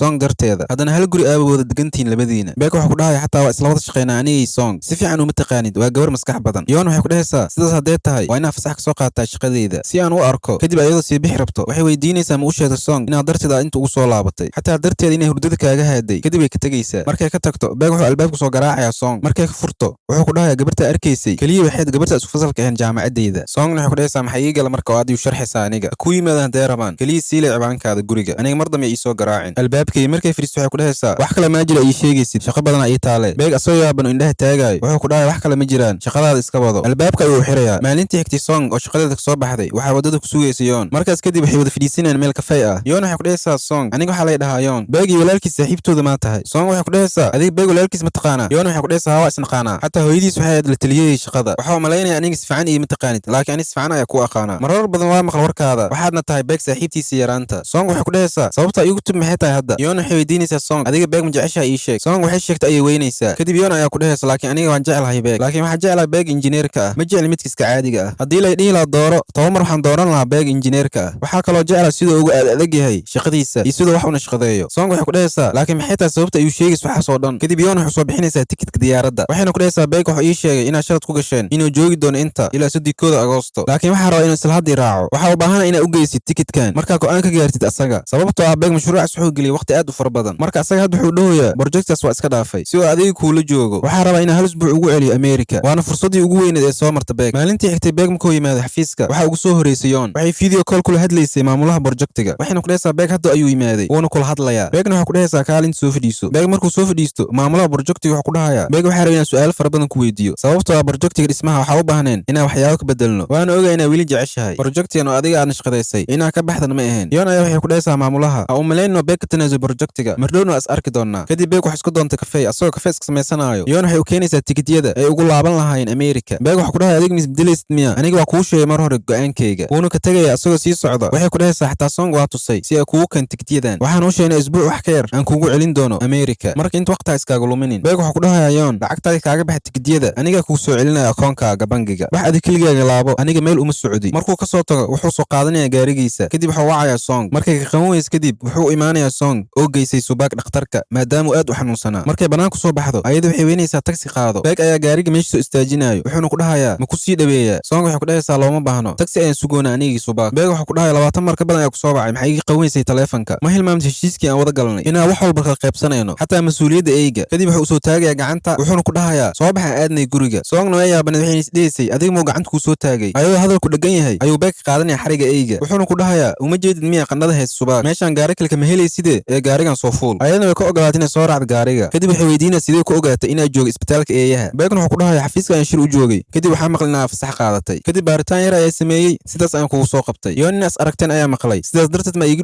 dhudhuumanaysaa song waxay ku dhahaysaa qof ay imaanayo wuxuuna u malayaa nolosha inaa burburinayo oo horumarka aan ka hortaaganahay haddii aa u malaysnaa kama saarsanaya gabadhaas wada qaldan ayaa ku socotaa kadib guriga ayuu keenaya waxayna bilaabayn inay subaag af daawada u geliyaan oo cunsiyaan kadib subaag ayuu madaxa salaaxaya kadibna gacanta ayuu taagaya song wuxuu malaysay in ayada gacanta loo taagay subaag ayaa gacanta qabsanayo song qacalabaad ayaa ka yeerayso markaas kadib beeg haddana son ayuu gacanta madax ka saaraya wuxuuna madaxda ka soo bixinaya injir aad u weyn wuxuuna ku dhahay adiga goormaa kugu dambaysay inaad qabaysato dhusuqley maa noqotay songna shaki ayaa galay madaxda ayay qabsanaysaa ayadoo naxsan beeg wuxuu dilayaa injirtii weyneed song ayadoo ka cirabto dhulka ayay ku dhacaysaa beeg wuu fadhiisanayaa wuxuuna ku dhahayaa waxba ha kawalwelin aniga meel uma socdo horena ugu balan nooxaas kadib asaga ayuu imaanayo labada garab ayuu qabanaya wuuna istaajinaya song indhalay ka soo haray markuu kor u kiciyey waxayna ku dhahaysaa adiga maxaa samaynaysaa garbahayga siibina igaga fuq ayadna xoog ay iskaaga fujinaysaa markuu baxo ayadna waxay isdhahaysaa ka maxaa ka qaldan maalmaan ana maalii soo dira kadib maalintii xigtay song shaqadeeda ayadoo joogto waxa uu imaanaya abukaadsiyo wuxuuna geynayaa meel maqaayad ah siyoon wuxuu ku dhahay maanta waxaan niyeystay inaan wada qadayno labadeena songna wuxuu ku dhahaysaa waa halaa masaafo maxaa usoo jirtay ilaa siyool inaan wada qadayno labadeena leeyaa siyo wuxuu ku dhahay masaafo si aad uma fogo kaliya waxay ugu qaadatay inaan inta imaado 45 daqiiqo oo kaliya songna wuxuu ku dhahaysaa inay ugu jejeesto maalinta u timid aniga dacwadeeda guriga waan la laabtay haddana nabad ayaa kuwada joognaa guriga wax kale aan ka wada hadalna ma jiro siyoon wuxuu ku dhahay aniga wax kale ayaa u imaad inaan kuu sheegto songna markay warkaas maqasho biyo ay shubaysa ayay joojinaysaa ayadoo naxsan kadib cuntada ayaa loo keenayaa songna waxay niyad iska dhahaysa kan muxuu kuu sheegi rabaa maanta duumada oo soo wadana maxay tahay markay baxda gabadha cuntada u keenaysay ayada waxay rabtay inay ogaato wax uu sheegi rabo ninkan siyoon wuxuu ku dhahay cuntada aan bilaawan cunadeeda kadib song gacnada iska dhigaysaa waxayna ku dhahaysaa siyo horta cuntada aan noo dambayse waxa ii sheeribta ii sheeg dhagaa ii cuncunooye siyo waxa ku dhahay runta haddaan kuu sheego hadalkay waa mid madow waxaa jirta arrimo aan awoodi waa inaan kuu sheego mana loo baahneen inaan qaabkan kuugu sheego ani ahaan ilama qumneen soon waxay ku dhahaysaa adiga maxaa ka hadlaysaa kuma fahmin warkay caddeey siyoon waxa ku dhahay geedkan ku kaa jira jiyoon waa soo dacwi soo ma ahan aniga waxaan ahay awokaatii difaaca ay jiyoon hadda kahorna waxay ugu dhahday geedkaas aan rimiisina xise kugu hayn adiga soon waxay ku dhahaysaa adiga waxaad 2 sano ka hor jiyoon awokaatii difaacay maantana beeg ay awokaato u tahay waana difaacusa maxaa kaa daba dhigay haddana maxay u sheegaysaa hadda siyo waxa ku dhahay hadda ogaaday beeg iyo jiyoon inaa ka wada shaqaynaysaan hal mashruuc intuu shaki ku geli lahaa oo aad meel kale ogaan lahayd hadda aniga afkayga kugu qirtay waxaas oo dhan markay cuntada soo dhamaystaan banaanka ayay u soo baxayaan labadooda wuxuuna ku dhahayaa haddaan kuu sii dhawey shaqada maxaa ka qabtaa soongan waxay ku dhahaysaa markaan cuntada cunaayay wax badan ayaa ka fikiraayay xataa haddaan meel kale ka ogaan lahaa adiga muhiimadda ay igu caddaynaysid maxay tahay horta siyo waxa ku dhahaya waxaa diidnaa 2 arrimood inay dhacaan midda koowaad waxay ahayd inaa meel kale soo ogaatid oo aad si qaldan ii fahantid midda labaad waxaa waaye maxaa ii soo xasuusan la'dahay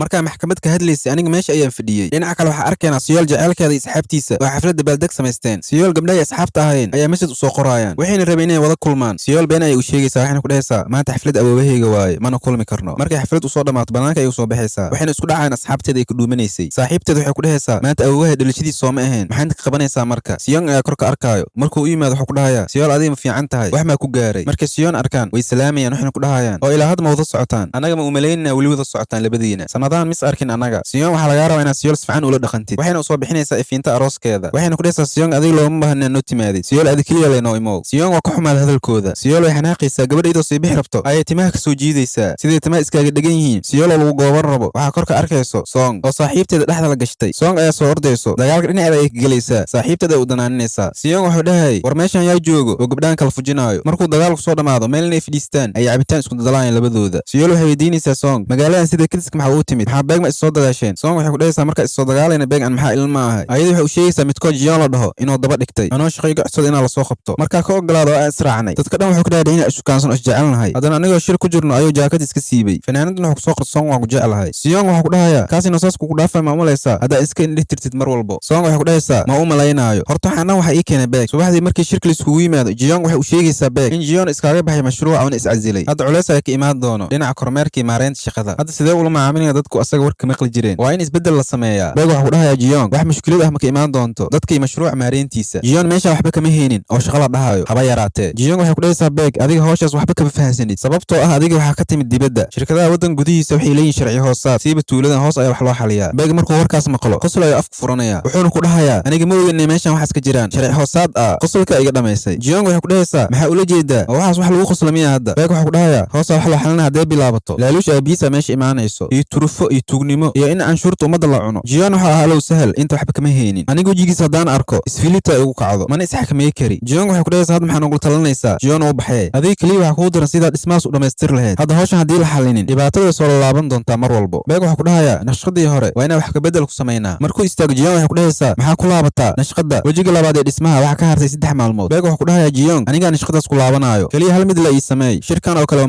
maalayacniga yaa mar kale nool qabanin waxaan shir ma ahne maalintii xigta soong ayadoo shaqada joogto waxaa loo soo diray video markay daarto muuqaalka waxay ku arkaysaa jiyoon edubta xitaa la baraayo beeg waxuu ku dhahayaa jiyoon aniga waa oga inaad tugtahay adiga oo aad wax badan isdaba marisay xataa saacadan qaaliga meesha ka keenta waa ogaha aniga marka haddii aad iskaaga bixin projecti iskuulka toos ay xabsi u gelaysaa liintana soo dhimine kadib waxaa arkaynaa beeg oo xafiiskiisa joogo oo nashqadaha wax ka bedelaayo waxaana u imaanaysa jiyoon oo ordayso waxayna ku dhahaysaa adiga ma waalan tahay dadka dhan adiga warkaada haayaan jiyoon inaa ku khasabtay inuu iska casilno mashruuca maxaase dareemaha shakhsiga iyo shaqadaada isku dhex daraysa beeg waxuu ku dhahayaa ninkaas dhibaato loonoo daba taagnaay birtaa toosisina uu qaloocinayay waxaa sameeyen wuxuu ahaa wax saxan jiyoon waxay weydiinaysaa beeg sababta intuu kusoo laabtasaan miya soong sida agtaada ugu fogaanin ayaa wax walbu samaynaysaa miya soong mar walbay agtaada joogto dhibaato kaama dhammaanayso xiriirkiina waa mid ku meel gaar ah mana sii jiri doono soong ayadana albaabka ayay taagneed wax walba way maqlaysay kadib albaabka ayay soo furaysaa jiyoonna markay aragtay in la maqlay wax shogta ayay weynaysaa waxayna iskaaga tegaysaa labadooda beegna wuxuu bilaabay inuu u sharxo siday wax u jiraan soong wuxuuna ku dhahayaa ninkaas jiyoon ah dhib ma ahane wax kale uuna kusoo kordhiyey ma jirto mar hore ayuu qorshe igu jira inaad ka saara mashruucan marka adi ha u malaynayni waxaan u dhacin adi dartaada adiga maxaa inta u timid howlaha shaqada quseeyo iimayl ahaan maxay igu soo diri weysay soong waxay ku dhahaysaa tiimka wax duubaayay ayaa qolka shirka waxay uga tageen kaamirada wax dhan waa daawad siday wax u dhaceen marka waxaasoo dhan aniga darteeda ayaa u samay soo maahan beeg waxuu ku dhahaya waxaa laga yaaba inaad dartaada u sameeyey waxaas haddaaba aragta inuu tuugaas garaacayo waa wax fiican markay kasoo tagto soong waxay busteejyada ku sugaysay baska waxaana korka arkaya sidoo gaari wato wuuna u soo wareegsanaya agteeda ayuu imaanaya sidii waxuu wacayaa soong kadib waxay wada tegayaan baarka soongna waxay ku dhahaysaa waxaan maxaa ku tilmaamaa mar walba sidaan kadiska u kulmayno sidii waxuu ku dhahaya waxaa laga yaabaa inaad si kadis aan ku kulmin waxay ila tahay inaad ka timid xafiiska beeg xafiiska iyo xafiiska beeg waxay isku jiraan 150 mitir soong waxay ku dhahaysaa adiga sidaan dhan sida ugu hubtaa inaad ka imaado xafiiska beeg sidii waxuu ku dhahay haddaan qiyaas adiga waxaa fadhiisay busteejyada marka busteejyada sidaas waxay aadaan basaskeeda dhinacaasii beeg xafiiskiisa. sidaas ayaan xisaabta iskugu dhufsaday. kadib markay cabitaanka cabaan kadib siyo waxa ku dhahaya laba mar walba ay xanuunjisaa. tan koowaad inaad si qaldan ii fahantid, midda labaad inaadan i xasuusan arrintii kiiskii hore. waxaa laga yaaba waxaas dhan ay dhibaa inay tahay inuu jiro dareen jecelo dhinacayga ah haddaan xiriir yeelano kabarna labadeena. song ayadoo u jawaaban waxay soo raacday baska. beegna markay soo daaday song wuxuu kusii sugayay busteejada baska. song markay baska soo degto waxay arkaysaa beeg oo meesha alwax camal u taagan. beeg waxa ku dhahaya dhibaatada ku haysta maxaa waaye. hore waxay ugu dhahday inaadan inta mar kale ka baxsan doonin oo aad sugi doonto waqti heshiiskii la uu ka dhammaanayo. kabarna haddii aan wixii hore o dhan aan burburino warka jiyon iyo wixii la mid ah. song waxay ku dhahaysaa waxaas dhan looma baahno, adiga iyo markaa isla joogtaan oo isku soo baxaysaan ayadna sideed ayay ku ilaalisaa adiga. meeshaan iskaaga tag ee kulaaba meesha ka timid. aniga waxaan go'aansaday inaan xiriir wada yeelano abukaad siyo. isla subaxdii markii la gaaro siyo wuxuu imaanaya guriga song. waxaan albaabka ku sii horeeyey beeg. beeg wuxuu ku dhahayaa siyo maxaa jira subaxan maxaa igu soo asbaxday aniga kuma wacanine. siyo wuxuu ku dhahayaa walaalow isdeji adag kuuma imaanine. waxaa u imaaday song. beeg wuxuu ku dhahayaa siyo waa run miya adigii song inaad isgaagaadiin maa bilowdeen. song ayaa gadaal ka soo hadlayso ayadoo iridda ka bixi rabto. beeg ayaa gacantiisa isbaar ahaan uga xirtay iridda. song waxay ku dhahaysaa war gacantaada naga leexi, xoog ayay wadada ku furanaysaa. ayadoo gaarigiisii fuul rabto waxay ku dhahaysaa guriga adigaa kuga ogaa tiifigo daarna ka tagin. beeg xabadiisa isagoo u jeedo maalin cadday ayaa hortiisa lagu wadanaya ayagoo wadada ku jiraan. siyo wuxuu weydiinayaa song run miya ma ogolaad inaan xiriir yeelno labadeena. beeg ayaa sidaas igu dhahay aniga lama qabsan isbedelada degdeg ah iyo go'aanada sida fudud loo qaato. dhinaca kale waxaa arkaynaa beeg ciltirtiisa wuxuu bilaabay inuu jarjaro wixii alwaax guriga yaalay. siyo wuxuu geenayaa song maqaayad VIP ah wuxuuna ku dhahayaa hadday su'aal aan ku weydiiyey igama jawaabin marka inaad jawaabtaada maqlaaya u baahanahay. song waxay ku dhahaysaa horta waa ka xumay xal in ahaan iima fiicneen marka si dhab ah u tijaabina xiriirkeena waana ogolaaday laakiin waxaa rabaa inaan ogaado xal maxay uu soo bandhigtay inaan xiriir wada yeelano. si oo kadis ah ayaaba isku aragnay. siyo wuxuu ku dhahayaa haddaa xala kuu sheegan lahayn waxaan kuu qabo mar kale kuma heli lahayn waan ku weyn lahaa intaan nool lahay. jaaniskeyga lay ka faa'iidaystay. beeg asna wax isku mashquulinaya inuu geedka waraabiyo. songna uu sugaayay. song markay albaabka soo gasho wax iska dhigaysaa inaysan arkin beeg ayadoo jaakeenaysa oo balaayo iska dhigayso ayay gelaysaa guriga. beeg guriga ayuu kusoo dabagelayaa wuxuuna ku dhahayaa aniga waa ku faham waxaan dhan waxa u samaynaysaa inaad ku laabto mashruuceyga Amerika sidaa maa daacad ka ah. song waxay ku dhahaysaa waaba okay haddaad sidaas wax u fahmaysid inaa laabato way fiican tahay laakiin aniga sidaas darteeda xiriir ulama yeelan. siyo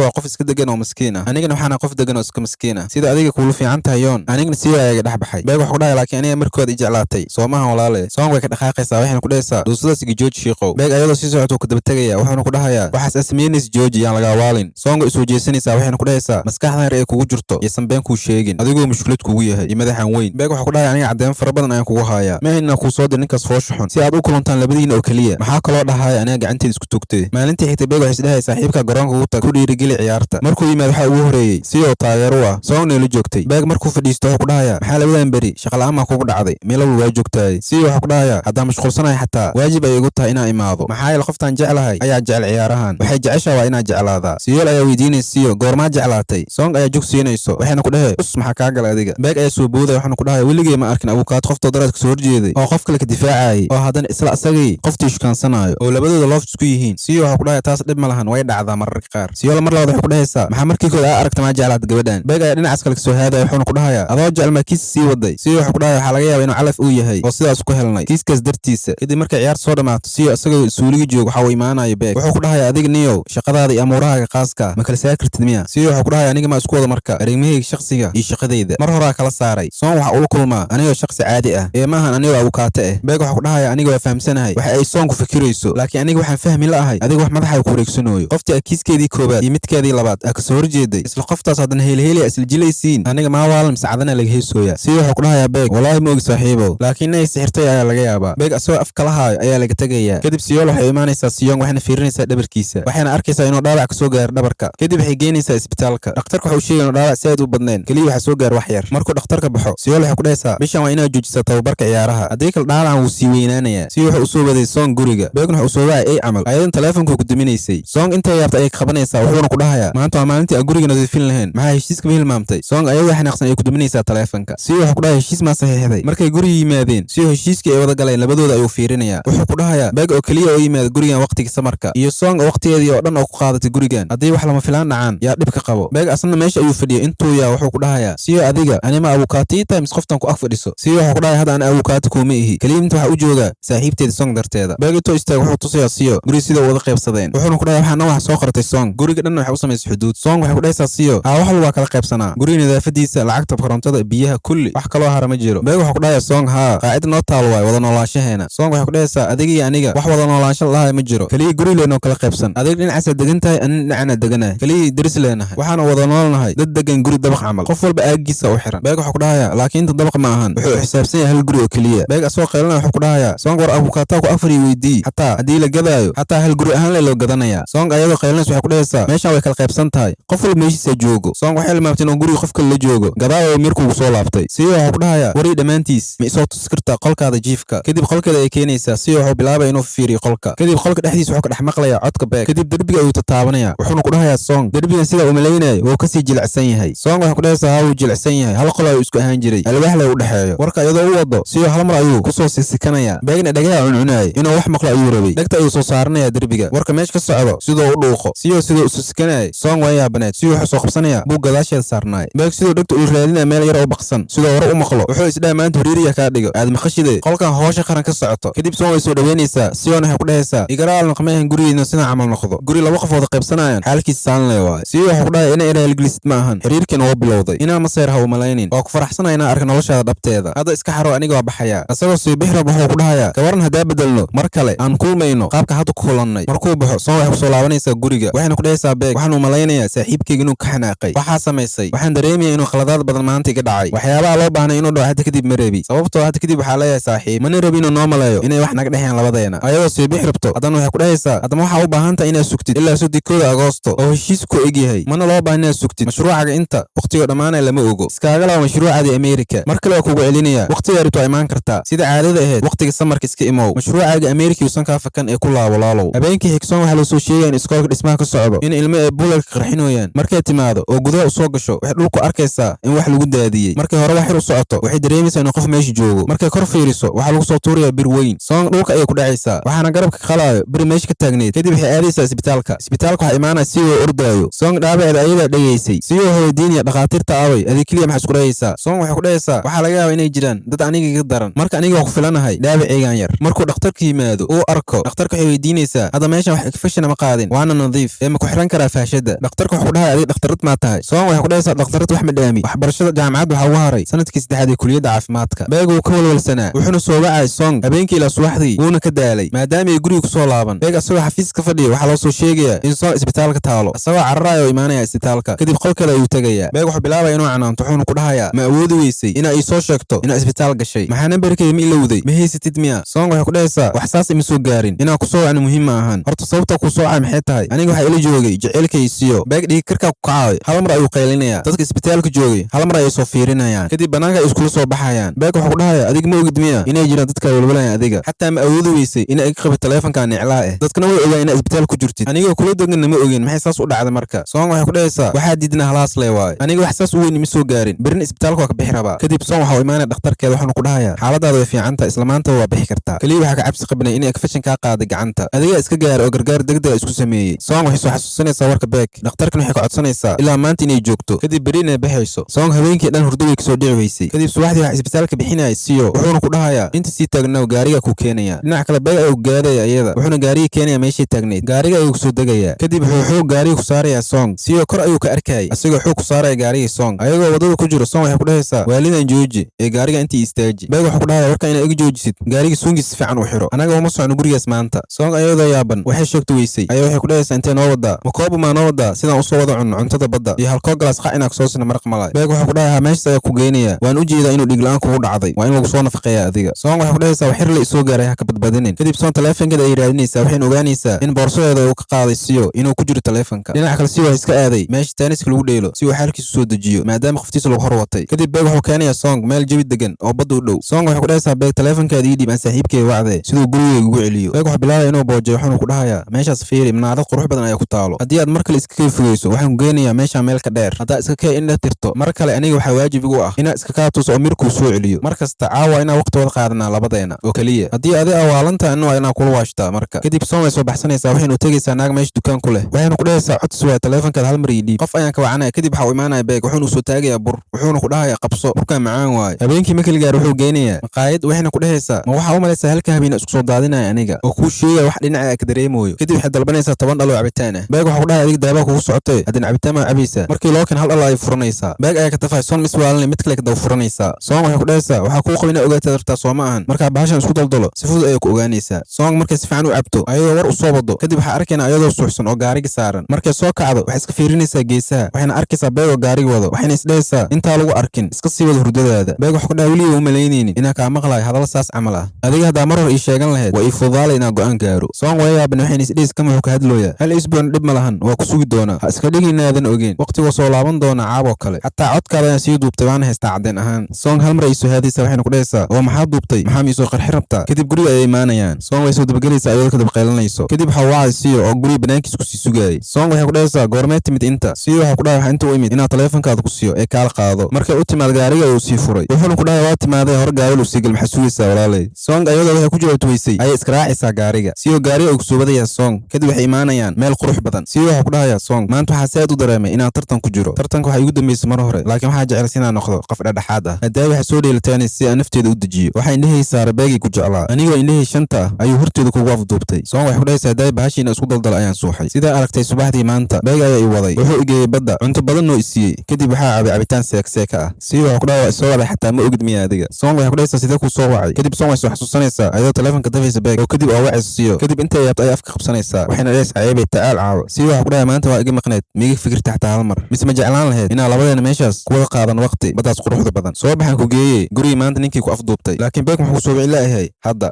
hal mar xataa waxay ahayd siduu kuu soo wacayo inuu taleefankaada dabrido mise waa og yahay inaad guriga kusoo laabanaysid caawa. maalintii xigta markuu Siyo yimaado xafiiska waxaa kusii sugaya Beeg. kadib Siyo waxaa ku dhahayaa rumay kaa tahay kiiska guriga miska joojisay dacwadiisa. Beeg waxaa ku dhahaya adiga dartaada ayaa u fahmay wixii iga qaldanaa. waxaa qalad ahayd inaa kiiskan adiga kugu wakiishtay marar badan weji ka weji waa iska hor imaanay halaha noogu filnaato dhibka labadeena naga bilowday annagaa xalsanayno. Siyo waxaa ku dhahaya ma ogid miya in Song aniga dooratay. Beeg waxaa ku dhahaya waxaas boojalee waaye mustaqbalka waxaa laga yaabaa inuu wax walba isbedelaan oo ay furanto wadda kale. hadda adiga waxaa tahay qof wanaagsan mina rabin inaa kugu soo degdego sidaas darteeda aan u dhaqanno sida dad waaweyn oo kale. markay arrin timaado Song aniga kama kaftamo. maalintii xigtay Song waxay karinaysa cunto boojo ah waxayna rabtay inay Beeg taleefankiisa codka ugu duubtay inay ogaato. kadib Beeg ay wacaysaa waxayna ku dhahaysaa lee waxaa dhammaaday cuntada jumbaha ku daraayay. markuu u yimaado waxay u sheegaysaa haddii jumbaha cuntada lagu dari waayo qaraar ayuu noqonayaa. marka waxaa loo baahan yahay inaa aadid suuqa mana fogo keliya 40 daqiiqo loo noo jiraa. Beeg waxaa ku dhahay suuq in la aado leemiya hadda. markuu baxo Song way soo ordaysaa waxayna soo qabsanaysaa taleefankiisa. kadib baaritaan ayay ku bilaabaysaa. wax yar kadib asagaa uu kor imaanayo asagoo wixii isbees guriga yaalay soo qaaday. markay aragto taleefan gadaasheeda ay ku qarinaysaa. Beeg wuxuu ku dhahayaa jumbaha daawaysay kuwaan ku bedelo. markuu dareemo in taleefanka meeshii yaalla laga qaaday wuxuu ku dhahayaa yaa taleefanka meesha saarnay aabi dooli maa xaday. Song waxay ku dhahaysaa waa kan taleefanka. kadib suwaay ay ku soo jeesanaysaa ayadoo qaylinaysa waxayna ku dhahaysaa eeyga ayaa leefaayay anina waa kaaga celiyay wasaqaan. markuu qalkiisa aado asagoo bogiska akhrisanayo waxay u soo diraysaa message waxayna ku dhahaysaa maraq ayaan ka sameynooyaa ee kaala cajiinka ii qas. markuu u yimaado asagoo cajiinka u qasaayo Song waxay ku dhahaysaa qudaar badan ayaa maanta jarjaray waana daalay aaway bahashi intii taalay boojo leeba halaas. waxay iska dhigaysaa inay wax soo qabsan rabto. kadib taleefan gadaal ugu jiro ayaa arkaysaa. kadib Song tartiib ayay soo dhadhakanaysaa ayadoo isle tartiib taleefankan jeebkiisa ugu baxso. Beeg ayaa madax ku dhufanaya ayadan dhulka ayay waxay u dhacaysaa gadaal ayadoo madax haysto waxay ku dhahaysaa waa taraax intaa nadiifinayay le. Beeg asna waa ogay qorshaheeda oo dhan hoos ayuuna ka qoslayay. maalintii xigtay Beeg intuusan shaqada ka imaanin ka hor Song waxay usii diyaarsay cunto. markuu yimaado waxay ku dhahaysaa ma timid maanta tuulada waxaa ka jira dabaaldeg xataa cabitaan waa yeela caawa ka waran haddaa wada cabna cabitaankan. kadib way wada fadhiisanayaan markay wada cabaan Beeg wuxuu ku dhahayaa maalinta aad suuxaysay waxaa ahayd qof keliya ay cabitaan badan cabay. Song waxay ku dhahaysaa haa waxaa ahaa qof daciif ah daawooyinka isbitaalka laga soo siiyey ayaa xaalkii ugu xumeeyey. Song mar kale ayay cabitaan u shubaysaa. markay cabaar wada cabaan waxay ku dhahaysaa hay barafkaa dhammaaday waa inaa baraf doonaa. markay guriga soo gasho waxay caag ku shubaysaa baraf badan waxayna isdhahaysaa kan jiliin badana maya Song kan caawa waa inaa nolosha ku qabataa. kadib hal barf ay afgashanaysaa waxayna isdhahaysaa Song waxaa tahay qof adag inaa hurud ma ahan waa inaa soo jeedaa caaba. asaga maba ogaba inaad dhafar kaalinta koowaad ka galay mana loo baahnaa sidaan kugu guuldaraysto oo foosha xun. kadib waxay qaanad ka soo bixinaysaa caag weyn oo ku jiro geedo oo dhan iyo balaayo. kadib caagii weyn ayay u keenaysaa waxayna ku dhahaysaa cabitaankan waa mac yahay 10 sano ka hor ayaa la sameeyey jini insia la iskugu keenay marka waa inaad dhimisaa. Beeg waxaa ku dhahaya adiga waa yaabee maxaa qorsheynaysaa caawa inaa waxaan isiisid oo suux maa rabtaa. Song waxay ku dhahaysaa maxaa kabada u sheegaysaa. kadib waxaa caag korkiisu saaraya taleefanka wuxuuna ku dhahayaa Song waa baari kartaa taleefanka markaad dhegeysid kadibna waa iska diilgarey kartaa codkaada. Song waxay ku dhahaysaa adiga isdeji meel kale ila aaday bee kaliya waxaa rabay inaa caddeeyo inaa ilaalin karo cabitaan sanado ka hor ahaa oo aniga aan kaaga fiicanayo wax sida loo xafido. Beeg waxaa ku dhahayaa hadday saas tahay waa inaa wada ciyaarnaa ciyaar fudud qofkii khasaare ayaan cabaya cabitaankan. Song waxay ku dhahaysaa oo maxaa diidayo aan ciyaarno hoos ayaan aadaya waxaa noo soo qaadaya waxaa ku ciyaari lahayn labadeena. Beeg waxaa ku dhahayaa taas looma baahno ciyaarta aan dheelayno waa ciyaarta beenta ah. markay ciyaarta bilowdo Beeg waxaa ku dhahayaa markii ugu horeysay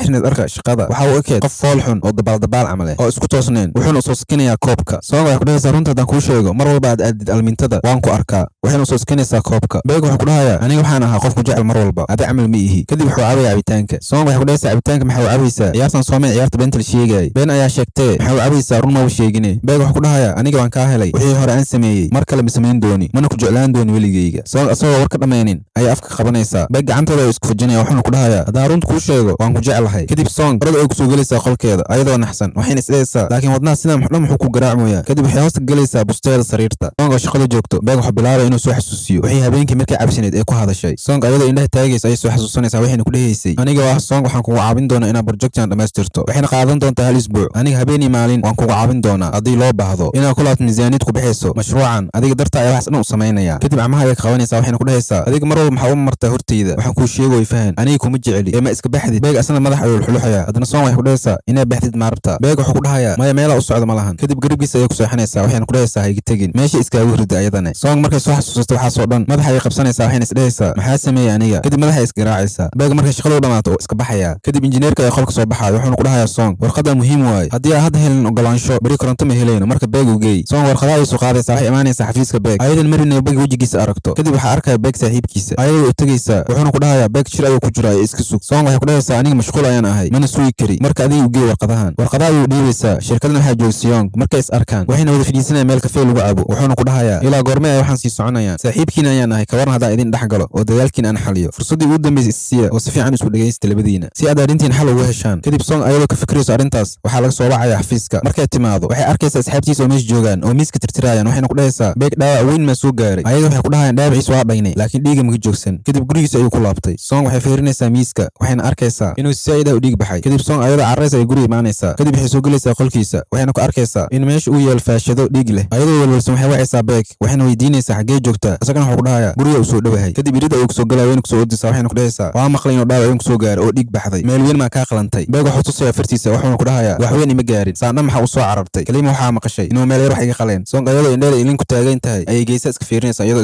isboojeynayso kadib beeg labada daan ayuu ka qabanaya wuxuuna ku dhahayaa aniga sababtan darteed ayaan kugu jeclaaday kadib wuu shuminaya kadib maalintii xigta song waxay siyo ku balaminaysaa maqaayad waxayna ku dhahaysaa waxaan u baahanahay inaan xiriirkeena inta ku ekeeno oo aan kala tagno labadeena siyo wax ku dhaha waan ku faraxsanahay inaa waqtigan oo kale inaa go'aan qaadan kartid oo noocaan ah si toos ah adigoo kala labeynaynin song waxay ku dhahaysaa igaraal noqo siyo wax ku dhaha waa isku daynay inaa laba qof waaweyn camal inaa xiriir u samaysano haddii ay suurtogeli weysay dhib ma lahan waxyaabo badan ayaa rabay inaan sameeyo markaan hel qofaan isjecelnahay song waxay ku dhahaysaa waxaas maxaa ka mid a ii sheeg siyo waxay ku dhahaya aniga darteeda mu samaynaysaa kadib wuxuu keenaya meel lagu dalxiiso wuxuuna ugu soo labisay dharkiis kooleeda wuxuuna ku dhahayaa qof kale waa noo wacay song waxay ku dhahaysaa laba lamaana kale maa u wacday kadib meesha waxa u imaanayo beeg song waxay ku dhahaysaa kan maa wacda leh siyo waxay ku dhahayaa kan waa saaxiibteeda iyo hor ninkayga afduubtay iyo anigii adiga ayaa dalxiisay marka nabaday aan dalxiiskani bilaabanay kadib waxa uu bilaabanaysa dalxiiskii damaashaadka meel walba oo meesha ka mid ah way tegayaan kadib marka uu soo dhamaado dalxiiska ayagoo banaanka taagan beeg wax ku dhahaya si fiican ay u kala tagteen waxaan rajeynaya inaan wada kulmi doono hadda kadib anagoo asxaaba saddexdeena aniga keliya waxaa ugu filan song inay faraxsanaato oo aan arko qosolkeeda siyo waxuu ku dhahayaa beeg adiga waxaa tahay qof waxgarad ah waxaan idin rajeynayaa inaad isku faraxsanaataan labadiina kadib waxa uu imaanaysa song waxayna ku dhahaysaa weli meel kalaa noo dhiman ee nabada kadib meesha sawirka ay tegayaan waxayna wada gelayaan sawiro xasuus ah saddexdooda habeenkii makal gaar siyo waxa uu imaanaysa song waxayna u siinaysaa hadiyad bombala waxayna ku dhahaysaa bombalan sida u heshid lacag badan ayaa kaa khasaartay anigana waxaa xooga saaray sidaan kugu keeni lahaa siyo waxuu ku dhahayaa kan anooba ii egyahay be waxaa kaloo kuu sheegi lahaa markaa i weydiisay waxaa ku qoray warqadda markaa ciyaarin ciyaarta binko warqadda waxaa ku qoray geedka lagaa jaraya magaciisa waana kiiska kuwada kulnay markii ugu horeysay beeg asna wuxuu ka ag beeray geedka geeskiisa geed cusub beeg waa mid fudud asane haddii aan adiga dartaada aan dagaal kula geli lahaa beeg si aan kuu lahaado waan guul daraysan lahaa sababtooda dagaal iga weyn oo 17 sano jirsaday song waxay ku dhahaysaa waxaa tahay qofkii ugu horeeyey aan anagoo isku faraxsan aa ismac salaamayno kadib waxay soo taagaysaa gacanteeda wayna u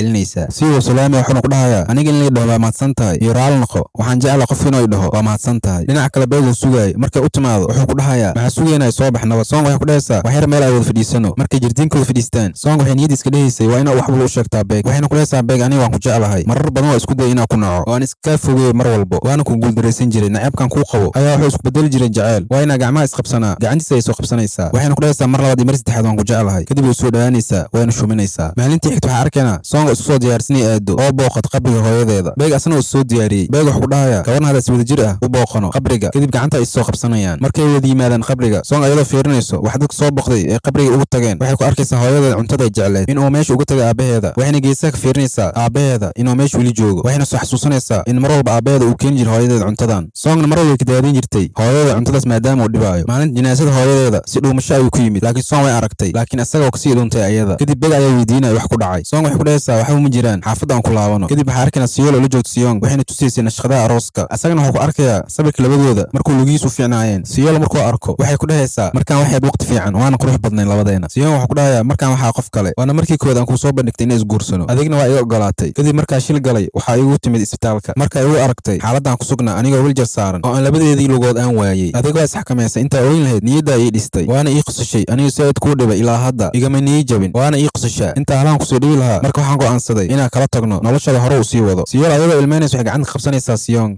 waa iska fujinaya gacanteeda wuxuuna ku dhahayaa markaa shilka kale kadib aniga adiga waxa ku ballanay inuusan ilmeyn labadeena qof ka mid ah waad ku mahadsantahay wax walba ay samaysay haddana waxa la gaaray waqti aan bixi lahaa Siyong markuu ka tago Siyool ilinta ka soo daadanayso maalintii xigtay Beeg xafiiskiisa joogo waxa uu imaanay Siyong waxayna ku dhahaysaa hooyada waxay rabtaa inaad si degdeg ah u kulantaan Beeg waxa ku dhahay adiga hooyaday arrimaha aniga shakhsigii ah maxaa idin daba dhig labadiina Yoon waxay ku dhahaysaa waxa ka helnay email waaxda baarta buuraha wax qosay walaalkaaga Beeg waxa furay emailka markuu arko Beeg si degdeg ah uu boorsidiisu xirxiranaya kadib waxa uu imaanay Song waxayna ku dhahaysaa maxaa kugu dhacay safar ma tahay Beegna wuxuu ku dhahayaa shaqooyin ayaan rabaa inaan ka soo xaliyo Ameerika Song waxay weydiinaysaa projectigi ma u socotaa Beeg wuxuu ku dhahayaa maya mashruucaas uma socdi wax kale oo ka muhiimsan ayaa u socdaa Song waxay ku dhahaysaa goormee waqtiga bixaysi Beeg wuxuu ku dhahayaa isla bari diyaaradda ugu horeysa Ameerika aadayso ayaan qoranahay kadib Beeg diyaaradda ayuu raacay asagoo walsan ayuu baxay maalmo kadib Song waxay imaanaysaa xafiiska Beeg waxayna fiirinaysay waxyaabihii hore uu sameeyay kadib waxa uu imaanaysaa Yoon waxayna ku dhahaysaa fasax la'aan inaad soo gasho ma aan xafiiska Beeg maxaa ma wacdid miya Song waxay ku dhahaysaa aniga xataa ma waqti soo laabanaya asaga Yoon waxay ku dhahaysaa waxaas inaad naga dheeftid cabitaan isla cabnaa kadib waxay bilaabayaan cabitaan wada cabaan Yoon waxay ku dhahaysaa Song mar hore ay ugu dambeysay inay cabitaan qof saan ula cabo kadib waxaa arkaynaa Song oo ku cajistay guriga waxayna u xiistay Beeg kadib waxay go'aansatay inay ticket jarato oo ay ugu tagto Ameerika kadib waxay u qoraysaa email waxayna ku dhahaysaa waan ku sugay adiga waan ku xiisay marka aniga ku imaanaya Ameerika kadib Song waxay soo qaadatay boorsadeeda waxayna timaaday airportka kadib Beeg ayaa soo wacayo markay ka qabato wuxuu ku dhahayaa fasaxada sanadaha meeqa maalin ayaa ka istimcaashay Song waxay ku dhahaysaa 5 beri haddana waxaa jooga airportka Beeg wuxuu ku dhahayaa hawa ku jeeda ee geeskaas soo fiiri markay fiiriso waxaaba jooga Beeg kadib wuxuu ku dhahayaa waa inaan laabanaa Song waxay ku dhahaysaa wax xageen u laabanaa kadib gacanta ayuu ka qabsanaya wuxuuna ku dhahayaa war ayaa laga helay walaalkayga Song waxay ku dhahaysaa oo maxaa ka wada laba kaaga ma heshay Beeg wuxuu ku dhahayaa waxaa laga helay waqooyiga Alaska waxaana u dhigaynaa tacsi kadib markay guriga kusoo laabtaan Song waxay bilaabaysaa inay ku ilbaxdo Beeg waxayna ku dhahaysaa adiga kaliya ma samayso waxaas oo dhan ilaa hadda xataa qofna ma u sheegin miya Beeg wuxuu ku dhahayaa ani marab inaan ku murjiyo manahayn war la isku halayn karo waxaana helay email fara badan oo been ah in isaga la helay Song waxay ku dhahaysaa marka waa inaad wax walba ii sheegtaa Beeg wuxuu sheegay in walaalkiis lagu waayay buuraha Alaska 3 sano ka hor waana baafiyay kadib waxaa helay fariin badan inay jirto fursad ah inuu weli nool yahay kadib aniga laabtiis baaraay adiga isoo wacay marka ka qabtay aniga walaalkiis ka dhigayo waxa ii sheegtay hooyada inay ku jirto qolka ICU-ga adoo ilmeynaysid daraad waxay soo gaar fariin ay soo dirtay waaxda baarta buuraha in buurta laga helay qof meed ah isla jaakadii uu xirnaa walaalkayga aniga wada kale ma haysan inaan rumaysto mooyaane marka adiga inaan murugta ayaan ku diidanaa waana ogaan laga daahay tacsida laakiin hadda tacsi macsalaamin aynu sameeynaynaa kadib waxay imaanayaan Beeg hooyadiis iyo aabihiisa kadib waxay tagayaan qolka Beeg walaalkiis uu degnaan jiray sida ugu soo xasuustaan kadib waxay arkaysaa wiilkeeda sawirkiisa waxayna dhahaysaa markan caata ayuu ahaa wiilkayga markan wuxuu joogay buurta Himalaayo wuxuuna jeclaa cuntooyinka fudud ee Kuuriyaanka kadib waxay qaanad ka soo bixinaysaa baasaboorkiisa markay kala furto waxayna ku arkaysaa fiisooyin badan oo ku dhagan oo wadamadan ku tagay waxayna dhahaysaa wiilkayga wuxuu ahaa wiil dalxiiska aad u jecel waqtin uma heli jirin inuu guriga ku soo laabto maalintii xigta waxay u dhigayaan tacsi waxaana ka soo qayb galeen asxaabtiisii yaraanta oo dhan Siyool way adkaysan weynaysaa sayid ayay u ilmeynaysaa waxayna ku dhahaysaa adiga saa inaan nooga tagta ma ahayn waxay ugu dhihi jirtay xidiga inaad tagno ayaan ku soo wareegsanaynaa balantii ma nooga baxda hadda maalintii xigta Song markay hurdada ka soo kacday Beeg ayaa jikada cunto ugu diyaarinayay Beeg wuxuu ku dhahayaa xal si fiican muu seexatay Song waxay ku dhahaysaa maanta wajigaaga wuu ifayaa weli sidaada ayaa tahay ma isbedelin Beeg wuxuu ku dhahayaa xal waa ku maqlay waa qarwaysay Song waxay ku dhahaysaa taas macquul ma ahan inaa qarwo aniga Beeg wuxuu ku dhahayaa runta ayaa kuu sheegooya waxaa ka maqlaya codkaada qolkayga dhexdiisa Song waxay ku dhahaysaa oo maxaa sheegaya markii ii sheegba hadda Beeg wuxuu ku dhahayaa waxaa dhahaysay inaan aniga jeceshahay oo aadna ii xiista mar walbo oo aad noolaan karin aniga la'aanteyda marka inaan kaa taga ma ahan oo aan kaa fogaado adiga Song waxay ku dhahaysaa hadalladaas anigu qoraya kuma dhehaynin ee anigaa jeclaystay inaan kuu sheego kadib waxay weydiinaysaa maanta meelna u socotaa iyadoo soo labisatay Beeg wuxuu ku dhahay balantii aan kaa qaado waa inaa oofiyaa kadib waxaa arkaynaa gudoomiyaha tuulada asagoo la hadlaya saxaafadda wuxuuna ku dhahay waa u jeedin mashruucii aan balan qaaday ee derbiyada xaafadda kuwada soo galay wadada in la dumiyo waana ku guuleysanay waadna u jeedaan inay qurxin ku socoto waana oofiyey balanqaadadii aan sheegay markii aan ololaha doorashada ku jiray Beeg oo meesha joogay ay dhinacaas ka soo hadlaayo wuxuuna ku dhahayaa gudoomiyaha waxaa jira mashaariic badan oo xoog in la saaro u baahan kan kaliya in la isku sawiro looma baahno gudoomiyaha wuxuu ku dhahayaa waan isku dayaynaa xoog wada saarno kulligooda Beeg wuxuu ku dhahayaa looma baahno labadii maalin ugu horeyso in show la dhigo si daacad ah waa in dadka loogu shaqeeyaa gudoomiyaha wuxuu ku dhahayaa baashii nageerehe Cameroon nagu socotaay marka waxaas si hoose ugu wada hadli doonaa si bareefad ah Beegna uu soo dhawaado wuxuu ku dhahayaa waxaan waxa uu sameynaysid ma la dhihi karaa maadaama mashruuci soolarka ee dadka diideen Jian ayaa soo boodaysa waxayna ku dhahaysaa haddii aad cabasho qabatid waxaa soo mari kartaa wadadii loogu talagalay marka cabashadaada email ahaan u soo dir Beeg wuxuu ku dhahayaa Jian looma baahno in meelo wax lagu sawiro waxaa loo baahan yahay wax qabad la taaban karo waa in la dhageystaa dadka cabashadooda gudoomiyaha wuxuu ku dhahayaa okay waxa duu tuuladan quseeyo anna waxaan ka qabanayaa kadib dhinaca kale Beeg wuxuu daba jiray qof daba dhigta mashruuca iskoolka oo social media been abuur ku faafinooyo sidoo ku soo qaban lahaa kadib wuxuu kaamirada ka fiirinayaa ninkii goobta wuxuu ku soo qori jiray ninka meesha lahaa wuxuu ku dhahayaa waxay la tahay ninkan wuxuu noo ahaa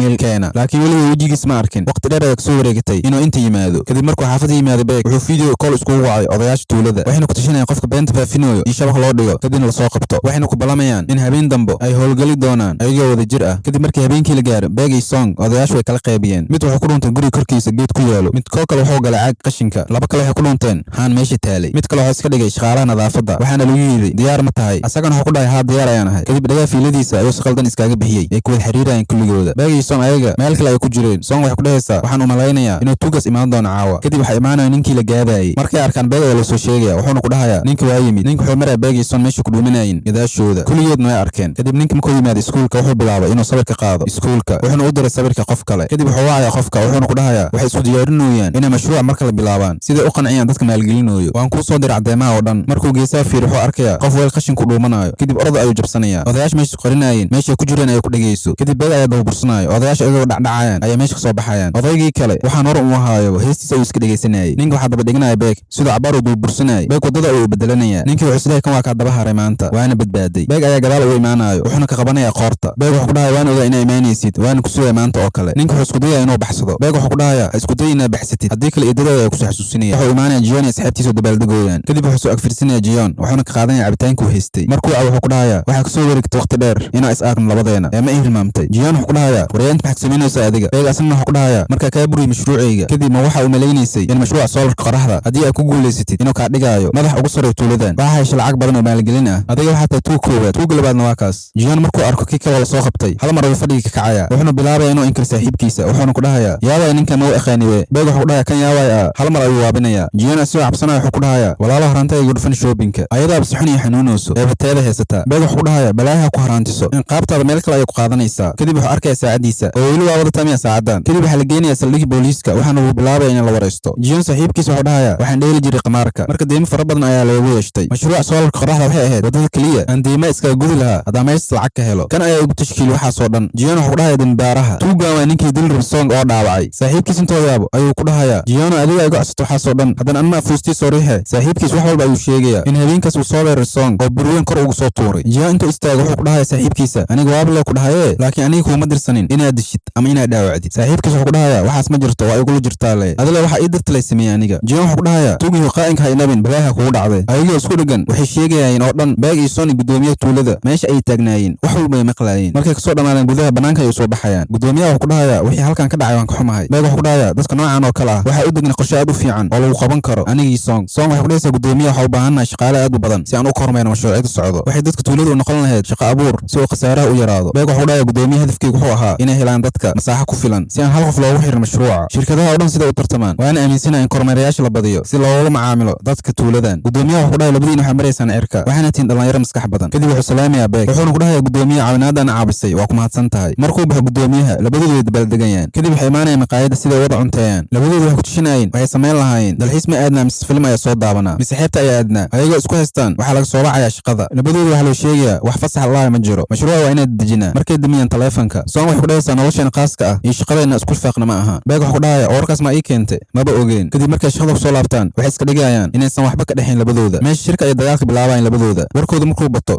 saaxiibkiisa intuu yaabo ayuu ku dhahayaa waa inaan wax soo nasanaa sidoo madax noogu soo dego. kadib labadooda maba ka qasna waxay yimaadeen meesha baakinka gaariga dhexdiisa ay jecel ku jilaayeen. ayagoo isshumir rabaan waxaa soo raadinaya saaxiibkiisa. labadooda wuxuu fiirfiirinaya gaariga in lagu dhex jiro in kale. maalinta xigtay ayagoo xafiiska joogaan waa isagoo qaban raba gacanteeda. waxay ku dhahaysaa waqtiga shaqada lagu jiro iyo waqtiyada kale waa inaad kala fahantaa. beeg asna miswaalanay dariishada xafiiska ayuu soo xiranaya. wuxuuna ku dhahayaa meesha aniga xafiiskayga khaaska waaye qofna ma soo geli karo. kadib uu soo dhawaanaya asagoo mar labaad shumin rabo. qof ayaa albaabka soo garaacaya markay maqasho song teesta ay afku gudhufanaysaa beeg. saaxiibkiis markuu soo galo xafiiska wuxuu arkayaa beeg oo derbiga madax u galay. song ayadoo isboojeynayso ayay qayl beebeen ah ku qaylinaysaa beeg. kadib ayadoo qaylinayso ayay ka baxaysaa albaabka. saaxiibkiis intoo yaabo wuxuu arkayaa beeg afkiisu dhiig ka socdo. beeg asana uu isboojeynaya wuxuuna ku dhahayaa waxaan dhiigi ma ahan kaliya waa dildilaac ku yimaada afka waqtiga qaboobaha. kadib markuu xaafad yimaado song ayaa dhaabacii soo gaaray boomaato marinayso. asaguna wuxuu ku dhahayaa maanta waa kuu dilanahay. hal mar ayuu kusoo boodaya kor ayuunu qaadaya ayagoona hinahi jilooyin oo asagana wareejinayo. markuu isdhaho miiskan yar saar madaxeeda ayaa ka dhex baxayo derbiga alwaaxa ah. song ayada madaxa ay qabsanaysaa waxayna ku dhahaysaa waxaaga aarsi miya adiga. kadib waxay fiirinaya derbiga wixii soo gaaray. song waxay ku dhahaysaa adaa waxaa noo keenay oo iqaado u wareejiyey. beeg wuxuu ku dhahayaa adiga dagaallay maawade noloshan ayadaaba yarbo marka aan ku raaxaysano. kadib maalintii xigtay waxay imaanayaan shirkadda dadka hortoodana waxay ku dhahaysaa hadda kadib aniga waxaan si degan ula shaqayn doonaa beeg. gacanta ayuu soo taagaysaa si u heshiiyaan. beeg silaanta ayuu ka qaadaya wuxuuna ku dhahayaa saas haddee tahay soo dhowow. markay ku heshiiyaan dadka hortooda asxaabtiisa aad ay u farxayaan. kadib beeg waxay imaanayaan iskuulka oo dhismaha ka waday si uu soo hubiyo inay wax walba sida u qorsheeyay inay yihiin. wuxuuna baroobeynaya qalabka xidigaha lagu arko in lagu dhijiyey meeshii loogu talagalay. song dhinaceeda ay kormeeraysa markay soo dhammaystaan shaqadooda waxay soo fiirinayaan iskoolka dhexdiisa. beeg waxba kuma bedelin iskoolka wax walba xusuus ay lahaayeen markay yaraayeen derbiga uu ku dhijiyey. kadib waxay soo xasuusinayaan markay iskooliyada ahaayeen inay ku ballameen inay dhisaayaan meel xidigaha laga daawado. beeg walaalkiis wuxuu sawirayay goobtaasna shaqadeeda waxaana arkaya beeg wuxuuna ka ballanqaadaya walaalkiisa inuu dhisaayo markuu injineer noqdo meeshaan. beeg walaalkiis wuxuu dhahayaa ballan waay saddexdayna aniga wada jir ah ayaa dhisaynaa. Beeg isla naqshadaas ayuu ku dhijiyay derbiga. Kadib markuu soo dhammaystiray dhismaha, Beeg wuxuu timbareynaya warqadaha mashruuca. Iskoolkiina saas ku soo dhamaaday dhismihiisa. Kadib waxay wada yimaadeen banaanka dhismaha sida u daawadaan. Kadib waxa uu imaanaya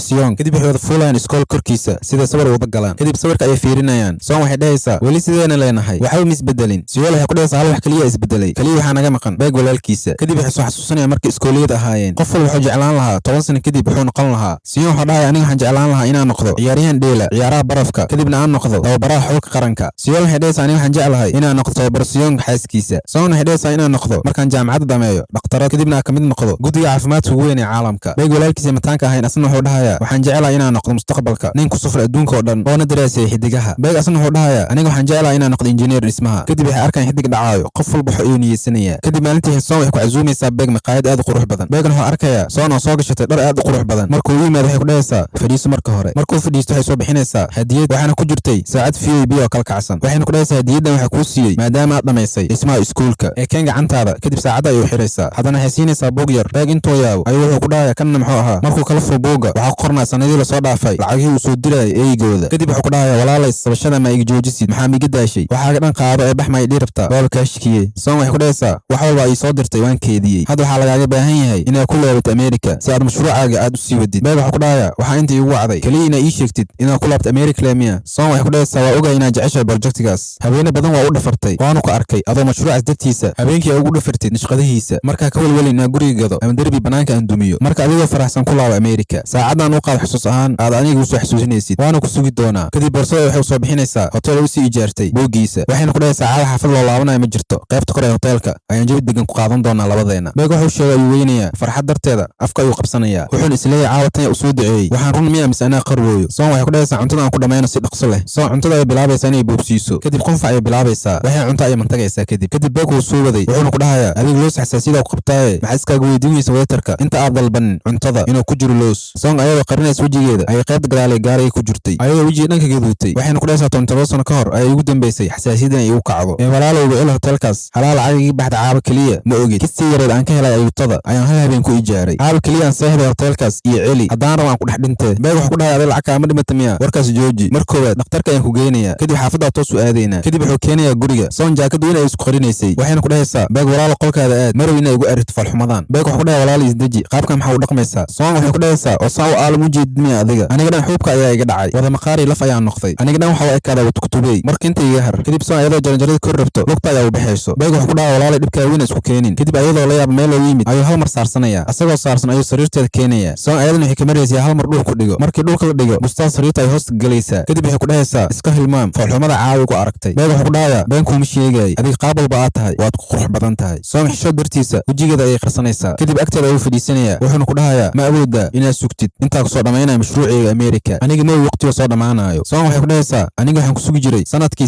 344 maalin kaliya adigoo ka imaan jiray sanadkii oo dhan Latikoberi oo waqtiga samarka ah. dhib ma lahan haddaan kuu xiiso fadhiga ayaan ku imaan doonaa. kadib subaxdii ma kala gaaro Song hurdada ay kasoo kacaysaa taleefankeeda ay soo qabsanaysaa. kadib wejigeeda ay ku fiirinaysaa waxayna arkaysaa in wejigeeda uusan lahayn hal firita xataa wuuna ka baaba'ay wixii oo dhan. ayadoo faraxsan ay soo kacaysaa waxayna Beeg ka fiirinaysaa duleelka weyna ee qolka waxayna arkaysaa inuusan joogin Beeg qolka. markay soo gasho qolka waxay dhahaysaa oo run ma u baxdaybo ayadoo uga rabto haddana way ka joogsanaysaa waxayna isdhahaysaa Song quruxi isdeji adila idhaada ku laaba America marka waa inaa isdejisaa oo xaaladda aqaboojisaa. kadib waxaa arkaynaa Song aabaheedoo jooga hooyadeed qabrigeeda wuxuuna u keenay cuntaday jecleed asagoo bixiro waxaa kor imaanaysa Song markuu arko asagoo dhuuman rabo. Song waxay ku dhahaysaa ilaa goorme ay dhuumashadan ku jiraysaa. kadib meel ayay wada fadhiisanayaan. Song waxay ku dhahaysaa adiga mar walba waa timaada guriga iridiisa maxaa gudaha usoo geli weysay. aabaheed wuxuu ku dhahayaa adiga waa ogeed miya markaas waxaan ahaa qof lunsan mana lahayn awood aan gabadheeda wejigeeda ku fiiriyo. Song waxay ku dhahaysaa adiga waxaa tahay sida mulmuliga biyaha oo kale mana ku fahmi kari aniga. aabaheed wuxuu ku dhahayaa gabadheeda garaal noqo aniga waxaan ahay qof mar walba baxsado. Song waxay ku dhahaysaa markaa baxday aniga ahaan waxay ugu ahayd xujo dadkan waxay weydiin jireen aabahaad guriga muxuu ugu tagay mana haynin waxaa ugu jawaabo dadkaas.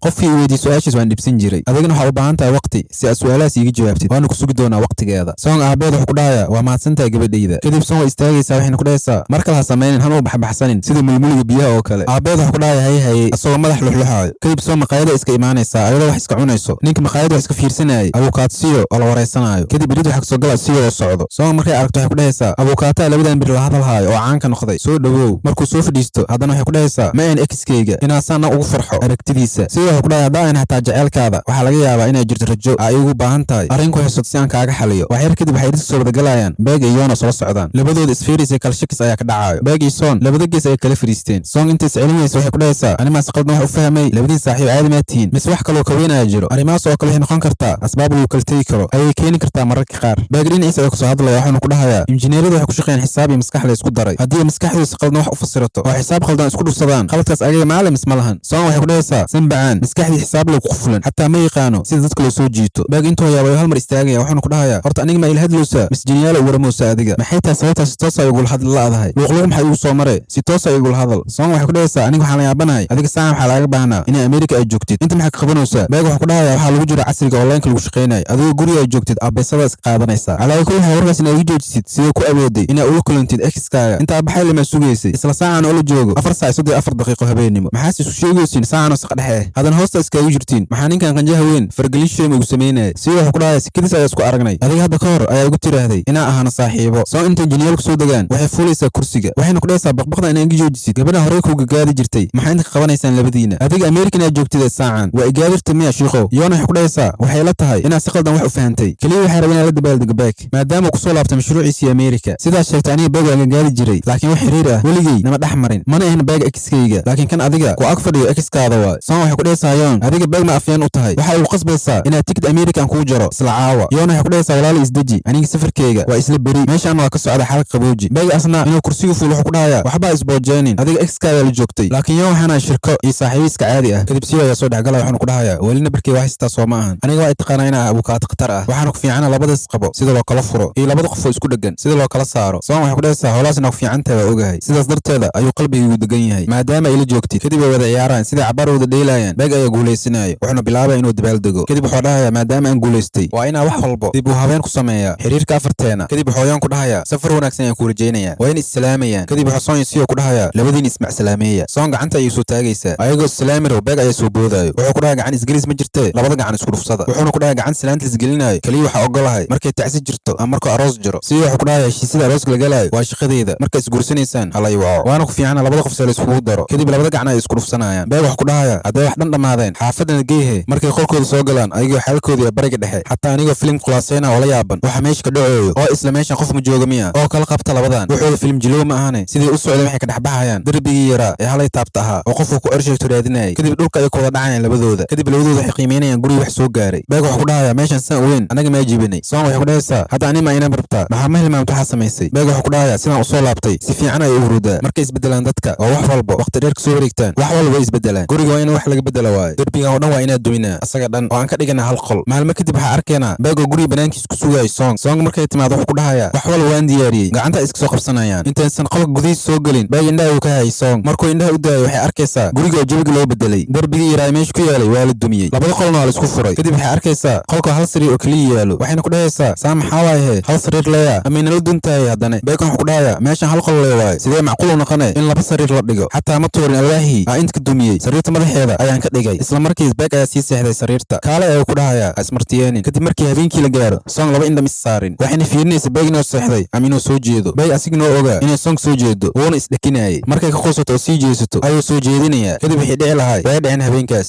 subaxdii marka la gaaro labadooda soo wada kacayaan kadib suuliga ay soo wada cadaysanayaan kadib markay soo quraacdaan gaariga ay soo wada fuulayaan gaarigana ka uu diidaya kadib waxay soo wada raacayaan baaskiilkeeda dadka tuulana islaamayaan kadib waxa soo agmaraya baska ayagoo qeylana ay ka daba imaanayaan baska kadib ay soo wada korayaan baska ayagoo faraxsan labadooda maalintii xigtay beeg waxa soo dhaweeyay dhulashadiisa Song waxay raadinaysay waxay hadiyaan u dhig lahayd waxayna wacaysaa beeg asxaabtiisa sidee u ogaato wuxuu saad u jecel yahay markay wacdo kuligooda wax ajiib mu sheegayaan kadib ay baadka ay ku cilbixaysaa kadib waxa soo dhacay xayisiin hotelka hadda ka hor ee rabtay inay waqti ku wada qaataan waxaana lagu sameeyay discount 30% ah ayadana wax ku riyoonaysaa ayadoo qolku qurxisay oo meesha ugu keentay keega dhalashadiisa kadib beeg ay soo raacayaan markay albaabka soo furaan waxa si kadis ah ugu imaadeen hooyadiisa iyo aabihiisa hooyadiisa waxa ku dhahaysaa maan shaqo walba aan haayay waa iska baajiyay sidaan u imaado dhalashadaada xafladeeda beeg waxa ku dhahayaa laakiin anaga qorshayaal kale ayaa lahayn maxaa u imaadeen hooyadiisa waxa ku dhahaysaa xataa diyaaradan ku laaban lahaa tikidkeeda waa ka cancel gareeyay waxaas inaad naga joojisaan gurigan soo gala hooyadiisa iyo aabihiisa guriga orod ku galayaan markay gudaha galaan Song waxay ku dhahaysaa waqtiga qabsanay qolka waa la gaaray beeg waxa ku dhahayaa wax yar leey xafladooda ka qayb galayna kadib waa aadayna hal saac kadib dhib ma lahan kadib hooyadiisa ayaa ugu ceeso beeg markuu gudaha galo Song waxay arkaysaa aabaheeda oo banaanka taagan markay banaanka soo baxday waxay ku dhahaysaa waa iga nixisay wadnaa istaagi lahaa aabaheeda waxa ku dhahayaa adiga beeg isla hadlayseen markii aan niqsa diidana aniga waxaan rabay gabadheedna wajigaada arko Song waxay ku dhahaysaa hadday saas tahay gudaha hore u soo galay beeg hooyadiisa xaflad yar u dhigtay wayna wada cunteynayeen kuligooda kadib beeg hooyadiisa waxay imaanaysaa qolkooda waxayna ku dhahaysaa markii ugu dambeysay qolkan saama ahayn wax badan ayaa laga bedelay adiga gabadhan dhibka badan ma isla degin qolkan. Soon waxay ku dhahaysaa saas ma aan marwanaam. Beeg hooyadiis waxay ku dhahaysaa hadda kadibna igu cadid ma ahan marwanaam, sodohdaada ayaa noqon rabaa. kadib beeg ayaa wuxuu ku dhahayaa degdegaas jooji, weli xaaladaas ma gaarin, marka go'aan degdeg iska qaadan. kadib Soon ayuu ku dhahayaa qaybta hoose nagu sii sug. Soon way soo bixaysaa, waxayna imaanaysaa qaybta hoose, waxayna ku arkaysaa aabeeda totoosinayo gacmagashiga qaboobaha, waxayna weydiinaysaa halahan oo dhan inta u wadaa. aabeed wuxuu ku dhahayaa mar walba aan kuu xiiso hal xabaa soo geli jiray si aan kuu siiyo waqtigii qaboobaha. Soon hal xab ayay gashanaysaa, waxayna ku dhahaysaa wuu fiican yahay, gacmaha qandac ayuu ka dhigaysaa. waxay arkaysaa warqadii uu soo hambaliyey jiray dhalashadeeda, waxayna ku dhahaysaa hadda kadib waa inaad timaada dhalashadayda. ma ahan keliya beega dhalashadiis inaad timaadid, hadiyadahan waa inaa ii keentaa, ma ahan inaad soo gedid oo meel iska dhigtid. kadib waa loo wacaya, Soon aabeeda iska cafisay, waxayna qabsanaysaa gacanta. kulligood meesha ay ku wada cabaayeen cabitaan. beegii Soon meesha ay ku fashilmay qorshe lahaayeen, habeenkoodoo dhan familkii la qaateen. subaxdii marka la gaaro beeg aabihiisa iyo hooyadiisa way baxayaan. Soon aabeeda waxay ku dhahaysaa hadda kadib waa inaa ii timaadaa. aabeed wuxuu ku dhahayaa waayahay waan kuu imaanayaa, wayna macsalaameynayaan kulligooda. maalintii xigta isku diyaarinayaan inay banaanka waqti ku soo qaataan, waxaana da'ay baraf aad u badan, waxaana loo soo dirayaa fariin digniin ah inuu baraf iyo duufaan soo socdaan, wayna baaqanayaan. kadib labadooda waxay go'aan ku gaarayaan inay xafladda dhalashadiisa iyo mid dabaaldega sanadka cusub in labadooda in guriga iskaga dhex dhigtaan. kadib markii habeenkii la gaaray guriga ayay xaflad yar iskaga dhigteen, waxayna iska daawanayaan filin ayagoo jabi jecel iskaga jiro oo iska baashaalayo. waxaa loo soo garaacaya albaabka, waxayna ahayn Siyool iyo Siyong. kadib labadooda waxay isku bilaabaan inay isku buuqaan. beegii Soon fadhigina iska fadhiisteen ayay daawadayaal ka ahaayeen, sidii cabaar isku haysteen. beegii Soon kala celi ay islahaayeen, waxayna ku dhahayaan horta labadii naga bax horta. beegii Soon guriga ayaa laga soo buriyey, waxayna dhahayaan labadooda maadaama la soo buriyey waa inay isku soo wareegna cabaar. kadib Soon waxay soo bixinaysaa hal gacam gashi, qof walba hal gacan ayuu gashanaya. kadib gacmaha ay soo qabsanayaan, wareeg ay soo aadayaan. kadib markay xaafadda ku soo laabteen waxay arkaan Siyool iyo Siyong inay iska baxeen mar hore, kadibna waxaa kasoo wareegtay 6 bilood. kadib waxaa arkaynaa Soon oo jiifto ayadoo la soo wacaayo. kadib beeg ayaa arkaya taleefanka dhacaayo, markuu ka qabto wuxuu ku dhahayaa hadda Soon way jiiftaa, mar kale ku soo celi. beeg waxaa loo sheegayaa in Soon fasax hal sana ay ka qaadatay shaqadeeda. beeg oo yaabaya soo isleh taleefanka meeshiis ku celi, wuxuu arkayaa sawirka cunug kombiyuutarka lagu soo qaaday oo miiska saaran. markuu soo qaado oo fiiriyo beeg said ayuu farxayaa maadaama cunugiisii ugu horreeyay loo dhalin rabo. maalintii xigtay asagoo shaqada kasoo laabtay wuxuu arkayaa ayadoo bac qashin wado, kadib wuu kusoo ordaya wuxuuna ka qaadayaa bacda qashinka, wuxuuna ku dhahayaa adiga looma baahna culays qaadid, banaanka qawo ayaa ka jiro. Soon ayadoo yaaban ayuu guriga kusoo xaraynaya, kadib cash fitamiinaad ku badan tahay ayuu karinaya, wuuna u guriya wuxuuna ku dhahayaa hadda kadib waa in lagu siiyaa wax fitamiinka ku badan yahay, hadda kadib laba nafleey ayaa tahay. Soon intay yaabta ayay ku dhahaysaa maxaa ka wadaa. beeg wuxuu ku dhahayaa may wax ma ka wadi, ii cun yuu kaa qaboobin, goorma ii sheegi rabtaa warka farxadda badan. Soon waxay ku dhahaysaa yaah maxaa dhahday, asna wuxuu dhahayaa may wax ma dhihin. habeenkii markii la gaaro wuxuu daarayaa heesta dumarka markay uurka leeyihin loo daaro. Soon waxay ku dhahaysaa heestan maxaa waay caabane. beeg asagoo wuxuu sheegahayay wuxuu ku dhahayaa marka koowaad ii seexo warkaan jooji. kadib waxaa arkaynaa Siyool iyo Song oo jooga moolka. Soon waxay weydiinaysaa labadan beri waa isbedeshay, saaxiib cusub maa samaysatay. Siyool inkiraad ayay ku jirtay sidii weydiinaysa ilaan jaranjarada ay kasoo fuulaan. Siyool waxay sheegaysaa qofka iskala socda inuu yahay Siyong, markay u sheegto waxaa kor imaanayaan beeg iyo Siyong oo ayagana moolka joogay, kadib ay wada fadhiisanayaan. Soon waxay ku dhahaysaa waa maxaa nooga qarisay inaad isku soo laabateen labadiina. beeg wuxuu ku dhahayaa oo haddana aniga saaxiibka ah maxay igu sheegi weysay. Siyong wuxuu ku dhahayaa waxaan rabay inaan kuu sheego laakiin marar badan waxaa kula joogtay Soon. Soon intay yaabta ayay soo bixinaysaa sawirka cunug markii kombiyuutarka soo saaray, waxayna u saaraysaa miiska, kanna muxuu ahaa. beeg intoo sawirka soo qabta wuxuu ku dhahayaa waa warkan Siyool maa lahayd. Soon waxay weydiinaysaa oo goorma isku soo laabateen. labadooda waxay ku dhahayaan inay isku soo laabteen habeenkii ay guriga nooga tagteen, markaas ayaa heshiinay, meeshaas ay madax ku degsan labadeena. Soon waxay ku dhahaysaa beeg adiga ii soo haray ma waxa uu malaynaysay warkina aniga leeyahay. beeg wuxuu ku dhahayaa laakiin adiga hal sano fasax ayaa qaaday soo maahan, markaas ayaan shakiyey. Soon waxay ku dhahaysaa fasax waxaa shaqada ugu qaatay, waxaan rabaa inaan ku laabto waxbarashadayda oo halka sana iiga dhiman kuliyadda caafimaadka inaan ka dhamaysto ayaan rabaa jaamacadda. beeg wuxuu ku dhahayaa hadday saas tahay arooskiina waxaa ku dhigaynaa gurigeena. kadib maalintii xigtay waxaa la gaarayaa maalintii guurkooda, waxaana kasoo qayb galeen dadka tuulada oo dhan. qofka isku darayan wuxuu ahaa Siyo. kadib markuu guurkoodii dhacay waxay kasoo qayb galeen xafladooda arooska, kulligooda hal sabir ayay wada galeen, meeshaa lagu kala kiciyay arooskooda. halkaas ayuu noogu dhammaaday taxniin oo socday. ha ilaawina muuqaalka like saartid, saaxiib nagu cusub haddii aad tahay subscribe soo dhe channelka.